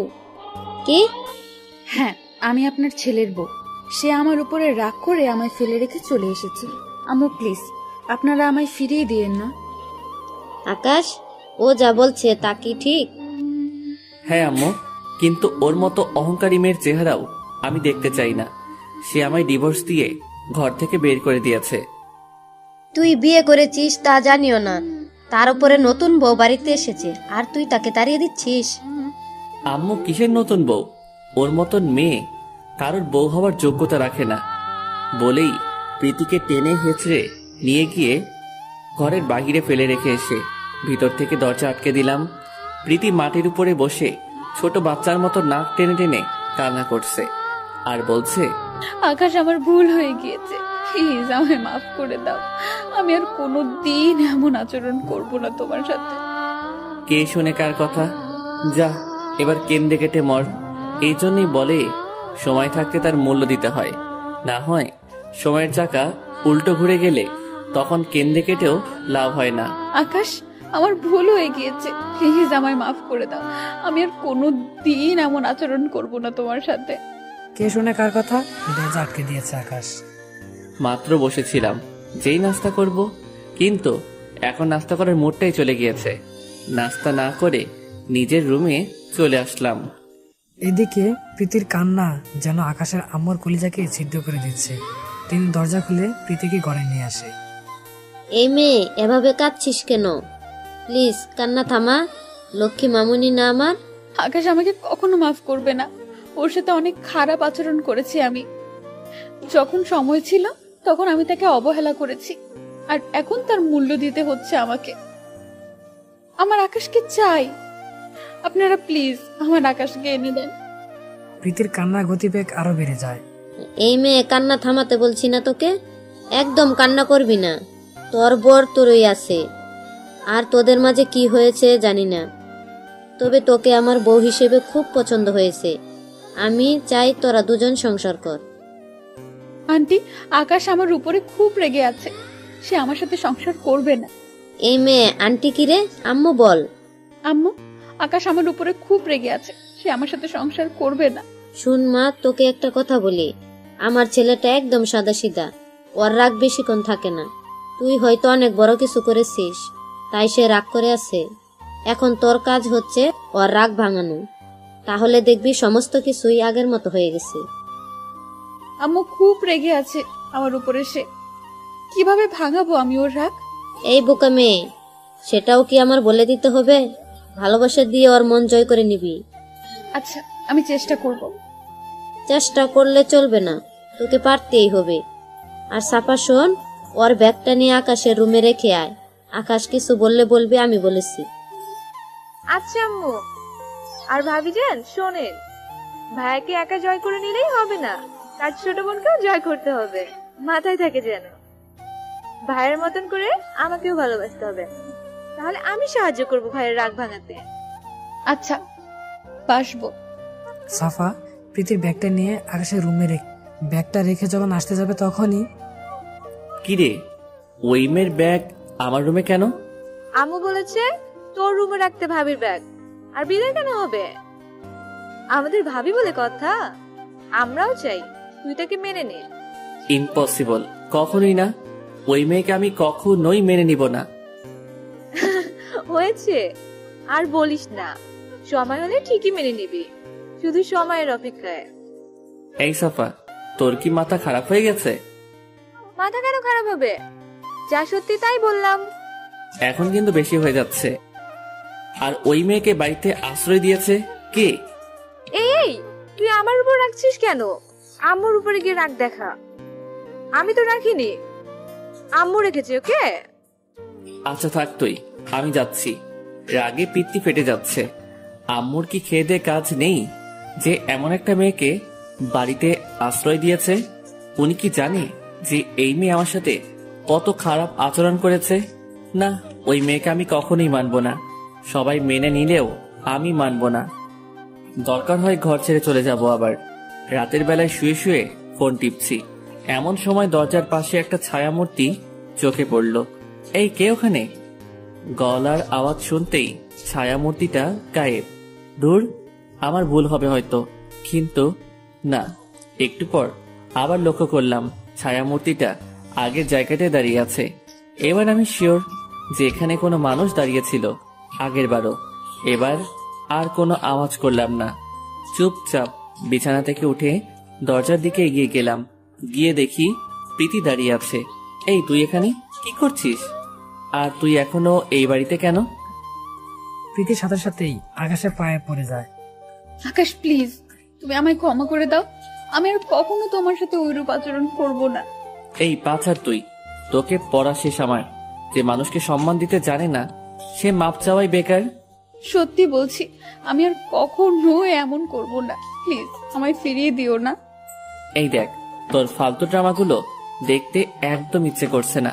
পাছার, আর তুই তোর মতো থাক। কারণ আম্মু যেহেতু তোকে ঘরে ঢুকিয়েছে, ওনার উপরে আমি আর কিছু বলতে পারবো না। আকাশ, তুমি আমায় যা শাস্তি দেওয়ার দাও, তাও তোমার বুকে মাথা রেখে সারাটা জীবন কাটাতে চাই। এই তোকে একবার বলেছি যে কথা কানে যায় না। তোর মতো থার্ড ক্লাস মেয়ের এই সমস্ত ফালতু ড্রামাগুলো দেখতে আমার একদমই ইচ্ছে করছে না। পা ছাড় তুই, বলে জোর করে পা ছাড়িয়ে নিয়ে রুমে চলে যায়। প্রীতিও পিছনে পিছনে তার রুমে যায়। সেও নাছোড়বান্দা যাই হোক না কেন, সে হাল ছাড়বে না। তুই আবারও আমার পিছনে পিছনে রুমে এসেছিস, এবার কিন্তু খুব খারাপ হয়ে যাবে। ভালো চাস তো রুম থেকে চলে যা বলছি। না, আমি যাব না বলেছি। আর তুই কি খারাপ করবি আমার? বলে আকাশকে ধাক্কা দিয়ে খাটের উপরে ফেলে দেয়। প্রীতির এরূপ আচরণ দেখে আকাশ তো পুরো থ। তুই আমার খারাপ করবি তাই না? এবার দেখ আমি তোর কি করি। বলে আকাশকে শক্ত করে খাটের সাথে চেপে ধরে আর আকাশের কপালে গালে ইচ্ছা মতো চুমু খেতে থাকে। নড়াচড়া করারও শক্তি পাচ্ছি না আমি। মেয়েটা আমায় তার শরীরের সমস্ত শক্তি দিয়ে চেপে ধরেছে খাটের সাথে। না হয় আমার সাথে পেরে ওঠার কথা না, তার থেকে বড় কথা সে আমার উপরে, তাই বেশি ফোর্স করতে পারছি না। এই বদমাস ছেলে, তুই কি আমায় এখনো মেনে নিবি না? না, তোমাকে আমি কখনোই মেনে নিব না। প্লিজ ছেড়ে দাও আমাকে। ওকে, তোর মানতে হবে না। আর ছেড়ে দেওয়ার তো প্রশ্নই আসে না, এখনো তো অনেক কিছু করা বাকি। এই এই কি করবা তুমি? কি করবো দাঁড়াও দেখাচ্ছি। বলে আকাশের ঠোঁট নিজের ঠোঁটের দখলে নেয়। আকাশ যেন পাগল হয়ে গিয়েছে প্রীতির উৎস ঠোঁটের স্পর্শে। সে নিজেও শরীরে ব্যালেন্স ঠিক রাখতে পারছে না। প্রীতি একদম নৈশাক্ত করে দিয়েছে তাকে। ওই মেয়ে দাঁড়া, তুই আমাকে জোর করে কিস করেছিস তাই না? এবার দেখ আমি কি করি। আমি একদম পুরোপুরি ভাবে ডুবে যাই প্রীতির নেশায়। সকালবেলা ঘুম থেকে উঠে দেখি প্রীতি আমাকে জড়িয়ে ধরে ঘুমিয়ে আছে। কিরে, এই মেয়ে আমাকে জড়িয়ে ধরেছে কখন? তখনই মনে পড়ে গতকাল রাতের কথা। রাতে আমাদের দুজনের মাঝে সমস্ত কিছু হয়েছে। আমি মাথায় হাত দিয়ে ফেলি। আল্লাহ, এটা কি করলাম আমি? সে না আমার সাথে সমস্ত সম্পর্ক শেষ করে দিয়েছে, তারপরেও এমন ধারা কাজ কিভাবে করলাম আমি ওর সাথে? না, ওকে ডাক দেওয়া দরকার। এই প্রীতি উঠো। আর একটু ঘুমাতে দাও না প্লিজ।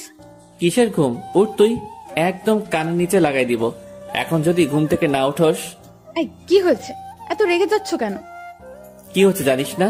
তুই আমাকে ডিভোর্স দিয়ে দিয়েছিস, তারপরেও কেন আমায় এইসবে ইনভলভ করলি? আমি মানি না সেই ডিভোর্স। আমার তোমাকে চাই, ব্যাস। মানো আর না মানো দিয়ে কিচ্ছু আসে যায় না। আমি মানি তোর আর আমার মধ্যে এখন আর কোনো সম্পর্ক নেই, সো আজকের পর তুই আমার ধারে কাছেও আসবি না। বলে ওকে টেনে হেঁচড়ে রুম থেকে বের করে দিয়ে দরজা আটকে দিলাম। ছি, কিভাবে করলাম আমি ওর সাথে এমন ধারা কাজ? কিভাবে মায়া করে ফেলেছে সে আমায় এক রাতের মধ্যে, যার মায়া থেকে বেঁচে উঠতে পারিনি আমি। না, এটা অন্যায় করেছি আমি। আজকের পর ওর ছায়া পর্যন্ত পারাবো না আমি। এই স্পর্শ করা তো দূরে থাক। দরজার ওপাশে দাঁড়িয়ে প্রীতি অজরে কান্না করছে। কাল রাতের পর আকাশ তার সাথে এমন তার আচরণ করবে সে ভাবতেও পারেনি। সে ভেবেছে হয়তো ওকে নিজের অস্তিত্ব দিয়ে হলেও আপন করে নেবে, কিন্তু সে ধারণা ভুল ছিল। মানুষটা কি করলে তাকে আবার আপন করে নেবে? নিজের ভুলের জন্যই যে মানুষটাকে হারাতে চলেছি। যেই মানুষটা আমার বুকে নিয়ে ঘুমাতো, সে আজ টেনে হিচড়ে ঘর থেকে বের করে দিচ্ছে। হে আল্লাহ, তুমি আমার পথ দেখিয়ে দাও। আমি আর পারছি না এভাবে থাকতে। চোখের পানিগুলো মুছে নিচে চলে যায়। কিরে, কেমন কাটলো রাত তোদের? আকাশ কিছু বলেনি তো? না আম্মু, কিচ্ছু বলেনি। আর রাত অনেক ভালো কেটেছে আম্মু। শোন, আস্তে আস্তে সবকিছুই আগের মতো হয়ে যাবে। শুধু একটু ধৈর্য ধারণ কর মা। একদিনে তো আর সব আগের মতো হয়ে যাবে না, একটু সময় লাগবে। আর ধৈর্য ধরলে তার ফল পাওয়া যায়। হ্যাঁ আম্মু। অপরদিকে আকাশ এখনো নিজেকে নরমাল করতে পারছে না। নিজের ভিতরে কেমন যেন একটা অপরাধবোধ কাজ করছে। তবে একটা জিনিস, প্রীতিকে কিন্তু সে এখনো ডিভোর্স দেয়নি। যদিও প্রীতি ডিভোর্স পেপারে সাইন করে দিয়েছে, কিন্তু আকাশ তা করেনি। দিন পেরিয়ে চলছে। আকাশ সেই আগের জায়গাতে আটকে আছে। সে প্রীতিকে কখনোই ক্ষমা করবে না। প্রীতিও তার প্রচেষ্টা চালাচ্ছে। সেও হেরে যাবার মতো মানুষ নয়। সে আকাশকে তার ভালোবাসা দিয়ে ভুলিয়ে দিবে পিছনে সমস্ত অতীত। কিন্তু আকাশের রাগ কোনোভাবেই ভাঙাতে পারছে না। আকাশ তো প্রীতিকে তার ধারে কাছেও ঘেঁষতে দেয় না। কিন্তু রাতের বেলায় দুজনে একই সাথেই রুমে থাকে, মাঝে বাংলাদেশ আর পাকিস্তান বর্ডারের মতো করে কোলবালিশ দিয়ে। কিন্তু কে মানে সেই বর্ডার? আকাশ ঘুমিয়ে গেলে প্রীতি কোলবালিশটা সরে তাকে জড়িয়ে ধরে। আর সকালবেলা আকাশ ঘুম থেকে ওঠার আগেই প্রীতি তাকে ছেড়ে দেয়। একদিন সকালবেলায় প্রীতির বাবা মা প্রীতিকে দেখতে আসে। প্রীতি আগের চাইতে অনেক শুকিয়ে গেছে। তারা প্রীতির চেহারা দেখেই বুঝে ফেলে যে তাদের মধ্যে কোনো কিছুই ভালো চলছে না। প্রীতি, তোকে একটা কথা বলি, আজ তোর ভুলের জন্যই তোর এমন হাল হয়েছে। চুপ করে আছি বাবার কথা শুনে। কি বলবো? যা সত্যি তাই বলেছি। কিন্তু নিজের শরীরের তো খেয়াল রাখবি নাকি? ভুল করেছিস সেটা মানলাম, কিন্তু নিজের শরীরের এমন হাল করেছিস কেন? জানিস, তোর উপরে আমার অনেক রাগ ছিল, কিন্তু এখন তোকে দেখার পর সমস্ত রাগ পানি হয়ে গেছে। মারে, চল তুই আমাদের সাথে। তোকে আর এখানে থাকতে হবে না। আর জামাইকে আমি বুঝিয়ে বলবো, সে যেন তোকে আবার মেনে নেয়। বাবা, তার আর কোনো প্রয়োজন নেই। আকাশ কখনো আর আগের মতো করে আমায় ভালোবাসবে না। তুমি যতই মিনতি করো না কেন, কাজ হবে না। কারণ একবার মানুষের মন থেকে উঠে গেলে পরবর্তীতে তাকে জায়গা দেওয়া অনেক কঠিন হয়ে যায়। আমার ক্ষেত্রেও তাই হয়েছে। আর আমি মরি বা বাঁচি, কিন্তু এবারেই আমি ছাড়বো না। যতদিন হায়াত আছে এ বাড়িতেই থাকবো, আর আকাশকে মানানোর চেষ্টা করব। মারে, বিশ্বাস কর, তোর চোখে সত্যিকারের ভালোবাসা দেখতে পাচ্ছি আমি। সেদিন হয়তো রাগের বসে তোকে অনেকগুলো কথা শোনাইছি, কিন্তু আজ মন থেকে দোয়া করব আকাশ যাতে তোকে আবার মেনে নেয় আর আগের মতো করে ভালোবাসে। হ্যাঁ, এটাই করো। সারাদিন থেকে বিকেল বেলায় ওনারা নিজেদের বাসায় ফিরে যান। ওনারা থাকাকালীন সময়ে আকাশ তাদেরকে বাবা মার মতোই সম্মান করেছে। বিগত কিছুদিন ধরে প্রীতি লক্ষ্য করছে তার সাথে কেমন যেন অদ্ভুত ধরনের কিছু একটা ঘটেছে। সে অনুভব করে সে মা হতে চলেছে। তার খুব ইচ্ছে করছে আকাশকে বলতে, আকাশ, আমাদের সন্তান পৃথিবীতে আসতে চলেছে, এবার তো তুমি আমায় মেনে নাও। কিন্তু না, সে ভালো করে জানে যে আকাশ তাকে মেনে নেবে না, যতই বলুক না কেন। তাই সে বিষয়টা নিজের ভিতরে লুকিয়ে রাখে। প্রীতি দিন দিন কেমন যেন দুর্বল হয়ে পড়ছে। এখন আর আগের মতো আকাশকে বিরক্ত করে না, কেমন যেন চুপচাপ হয়ে গিয়েছে। আগে তো আকাশকে হাজার রকম ভাবে মানানোর চেষ্টা করত, সবসময় ওর কেয়ার করত, কোনো দিকে যেন কমতি না থাকে। কিন্তু এখন আর সেরকম কিছুই করে না। আর করবেই বা কি করে? সে নিজের কেয়ারই ঠিক মতন করতে পারছে না। ইদানিং প্রীতি যেন কেমন নীরব হয়ে গিয়েছে। আচ্ছা, মেয়েটার কিছু হলো না তো? মেয়েটা আগে সব সময় আমার পিছে পিছে পড়ে থাকতো, সব সময় আমার দেখাশোনা করত, কিন্তু এখন কেমন যেন এক ধরনের হয়ে গিয়েছে। সে কি জানে না যে তাকে নিয়ে যে খাত ছিল সেটা ভালোবাসা দিয়ে অনেক আগে সে পূরণ করে দিয়েছে? না, ওর সাথে আবার আগের মতো হয়ে যাব। খুব ভালোবাসবো মেয়েটাকে, একদম শুরুতে যেমন বেসেছিলাম ঠিক তেমন করেই ভালোবাসবো। কিন্তু শুরুটা করব কিভাবে? সমস্ত কিছুই যে গুলিয়ে ফেলছি, আর ওকে ইগনোর করতে করতে কেমন যেন একটা সংকোচ বোধ চলে এসেছে নিজের মধ্যে। না, সময় করে বলে দিব যে ওকেও আমি ভালোবাসি, আর সবকিছু ভুলে গিয়ে আবার নতুন করে শুরু করতে চাই। তোমার সাথে পথ চলা। একদিন রাতের বেলায় সবাই মিলে খেতে বসেছি, প্রীতিও আমাদের সাথে খেতে বসেছে। সে প্লেটে খাবার নিয়ে না খেয়ে সেটা হাত দিয়ে নাড়াচাড়া করছে। এই মেয়ে, না খেয়ে বসে আছো কেন? কোনো কথা বলছি না। আকাশের দিকে অসহায় দৃষ্টিতে তাকিয়ে নজরটা নিচে নামিয়ে ফেললাম। একদম খেতে ইচ্ছে করছে না, খাবার যেন পেট দিয়ে ঢুকছেই না। মুখটা পুরো তেতো হয়ে আছে, যা খাচ্ছি তাই যেন বিষের মতো মনে হচ্ছে। প্রীতির এমন আচরণ দেখে বুঝতে বাকি রইল না যে মেয়েটার কিছু একটা হয়েছে। ওর অসহায় চাহনিটা কিছু একটা ইঙ্গিত করছে আমায়। কোনো কথা না বলে ওর সামনে থেকে খাবারের প্লেটটা নিয়ে নিলাম। আকাশের এমন কর্মকাণ্ড দেখে প্রীতি থ হয়ে দাঁড়িয়ে আছে ওর দিকে। অনেক সময় ধরে দেখছি খাবার না খেয়ে খালি খাবারগুলো নিয়ে নাড়াচাড়া করছো। তোমার আর খেতে হবে না, আমি খাইয়ে দিচ্ছি। এখনই চোখের কোণ বেয়ে পানি পড়বে পড়বে অবস্থা। লোকটা আমায় খাইয়ে দিবে, যেটা বিশ্বাসই হচ্ছে না। কোনো কথা না বলে ওর হাত থেকে খাবারটা খেয়ে নিলাম। এখন কেমন যেন আবার তেতো লাগছে না।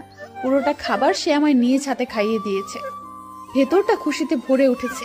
খাবার শেষ করে উঠতে যাব এমন সময় শাশুড়ি আম্মা বলল, প্রীতি বসো, সবার সাথে একটু কথা আছে। সবার খাওয়া শেষ হোক। আচ্ছা আম্মু। কিছুক্ষণ পর, সবার তো খাওয়া শেষ, তাহলে এবার বলি। আমি চাচ্ছিলাম আমরা পরিবারের সকলে মিলে কোথাও ঘুরতে যাব। আকাশ, কি বলিস, কেমন হবে? হ্যাঁ আম্মু, অনেক ভালো হবে। অনেক দিন হয়েছে যে সবাই মিলে ঘুরতে যাওয়া হয় না। আচ্ছা, তাহলে কাল আমরা সবাই মিলে পাহাড়ি এলাকায় ঘুরতে যাব। সবাই রেডি হয়ে থেকো। এদিকে ভিতরে ভিতরে আকাশ তো সেই খুশি, কারণ এমন একটা সুন্দর প্লেস খুঁজছিল যেখানে সে প্রীতিকে প্রপোজ করবে। আমার দুনিয়াদারি যেন মুহূর্তের মধ্যেই পাল্টে গেল। প্রীতি বলে সজোরে চিৎকার করে জ্ঞান হারিয়ে ফেললাম। তারপর সবাই মিলে ওদের হসপিটাল নিয়ে যায়। এভাবেই কেটে যায় 3টা দিন। আজ 3 দিন পর জ্ঞান ফিরে এসেছে। জ্ঞান ফেরার পর প্রীতিকে কোথাও দেখতে পাচ্ছি না। পাশে তাকিয়ে দেখি একজন নার্স দাঁড়িয়ে আছে। এই যে নার্স, আপনি আমার প্রীতিকে দেখেছেন? সে কোথায়? আপনি প্লিজ ওকে একটু ডেকে দিন না। নার্স কেবিন থেকে বের হয়। এই যে আপনাদের মধ্যে প্রীতিকে, প্লিজ তিনি একটু ভেতরে আসুন। আকাশের আম্মু কেবিনের ভিতরে যায়। আকাশ ওর আম্মুকে দেখতে পেয়ে, আম্মু, প্রীতি কেমন আছে? সে ঠিক আছে তো? বাবা, তুই প্লিজ শান্ত হ। না, আমি শান্ত হব না। আগে বলো, প্রীতি ঠিক আছে তো? বাবা, প্রীতি আর এই দুনিয়ায় নাই। বলে কান্না করে দেয়। কোনো কথা বের হচ্ছে না আকাশের মুখ দিয়ে। এমন কথা শোনার পর চোখের জলে পুরো বালিশ ভিজে গেছে। আকাশকে রিলিজ করে বাড়িতে আনা হয়। তার দুনিয়াদারি কেমন যেন থমকে গেছে। প্রীতি এই দুনিয়ায় নাই, সেটা এখনো তার বিশেষ হচ্ছে না। কিভাবে পারলি তুই আমায় একা করে চলে যেতে? এখন আমার কি হবে? তুই কি একটাবারও ভাবলি না তুই ছাড়া যে আমি অসম্পূর্ণ? এখন আমার দেখাশোনা কে করবে? প্লিজ তুই ফিরে আয়, না হয় তুই যেখানে আছিস সেটাই আমাকেও নিয়ে চল। বলে কান্না করতে থাকে। প্রীতি মারা গেছে আজ 1 মাস পূর্ণ হয়েছে। এই 1 মাসে আকাশ সূর্যের আলো পর্যন্ত দেখেনি। সারাটা দিন নিজেকে রুমের মধ্যে বন্দি করে রেখেছে। তার একটাই কথা, প্রীতিকে ছাড়া সে অসম্পূর্ণ। প্রীতি যা যা ব্যবহার করতো সেখানে সেখানে প্রীতি হাতের ছোঁয়া লেগেছে। সেগুলো বুকের সাথে জড়িয়ে ধরে সারা দিন কান্না করে। আলমারিতে প্রীতির পছন্দের একটা জামদানি শাড়ি ছিল। আকাশ আলমারি খুলে সেটা নামায়, তারপর সেটাকে শক্ত করে জড়িয়ে ধরে। এটা তোর সবচাইতে পছন্দের একটা শাড়ি ছিল। এখন এই শাড়িগুলো কে পরবে? কে শাড়িগুলো পরে আমার সামনে বারবার ঘুরঘুর করবে? শুধু এই আশায় যে আমি তাকে কাছে টেনে নিব। আকাশ অজরে কান্না করছে শাড়িটাকে জড়িয়ে ধরে। ঠিক তখনই শাড়ি বাস থেকে কিছু একটা নিচে পড়ে। আকাশ সেটাকে হাতে নিয়ে দেখে একটা ফাইল, যেটাতে মেট্রোপলিটন হসপিটালের নাম লেখা। ফাইল খুলে দেখে তার ভিতরে লেখা ছিল কিভাবে শরীরের যত্ন নেবে, কিভাবে বেবির যত্ন নেবে। তার মানে প্রীতি মা হতে যাচ্ছিল, আর সে লুকিয়ে ডক্টর দেখিয়েছে। না হয়তো আমি জানতাম। এটা দেখার পর ইচ্ছে করছে গলা ফাটিয়ে চিৎকার করে কান্না করি। কলিজা রে, তুই কেন আমায় বাঁচাতে গেলি? তোর জায়গায় আমি মরে যেতাম। তাও তো তুই আর আমার বেবিটা ভালো থাকতি। তোর মৃত্যুর জন্য যে আমি দায়ী। আমি যে নিজেকে কোনো দিনই ক্ষমা করতে পারবো না। বাকিটা জীবন কিভাবে কাটাবো আমি? আত্মহত্যা যে মহাপাপ। না হয় আমিও নিজেকে শেষ করে দিতাম। অতিরিক্ত প্রেসারের ফলে সেও মানসিক ভারসাম্য হারিয়ে ফেলে। তার উপরে খাওয়া দাওয়া নেই। একটা সময় অসুস্থ হয়ে বিছানায় পড়ে যায়। হয়তো প্রীতি তাকে স্মরণ করছে পরপরে সংসার করার জন্য দুজন মিলে। কলিজা, তুমি থাকো সেটাই, যেটাই থাকবে না কোনো মরণের ভয়।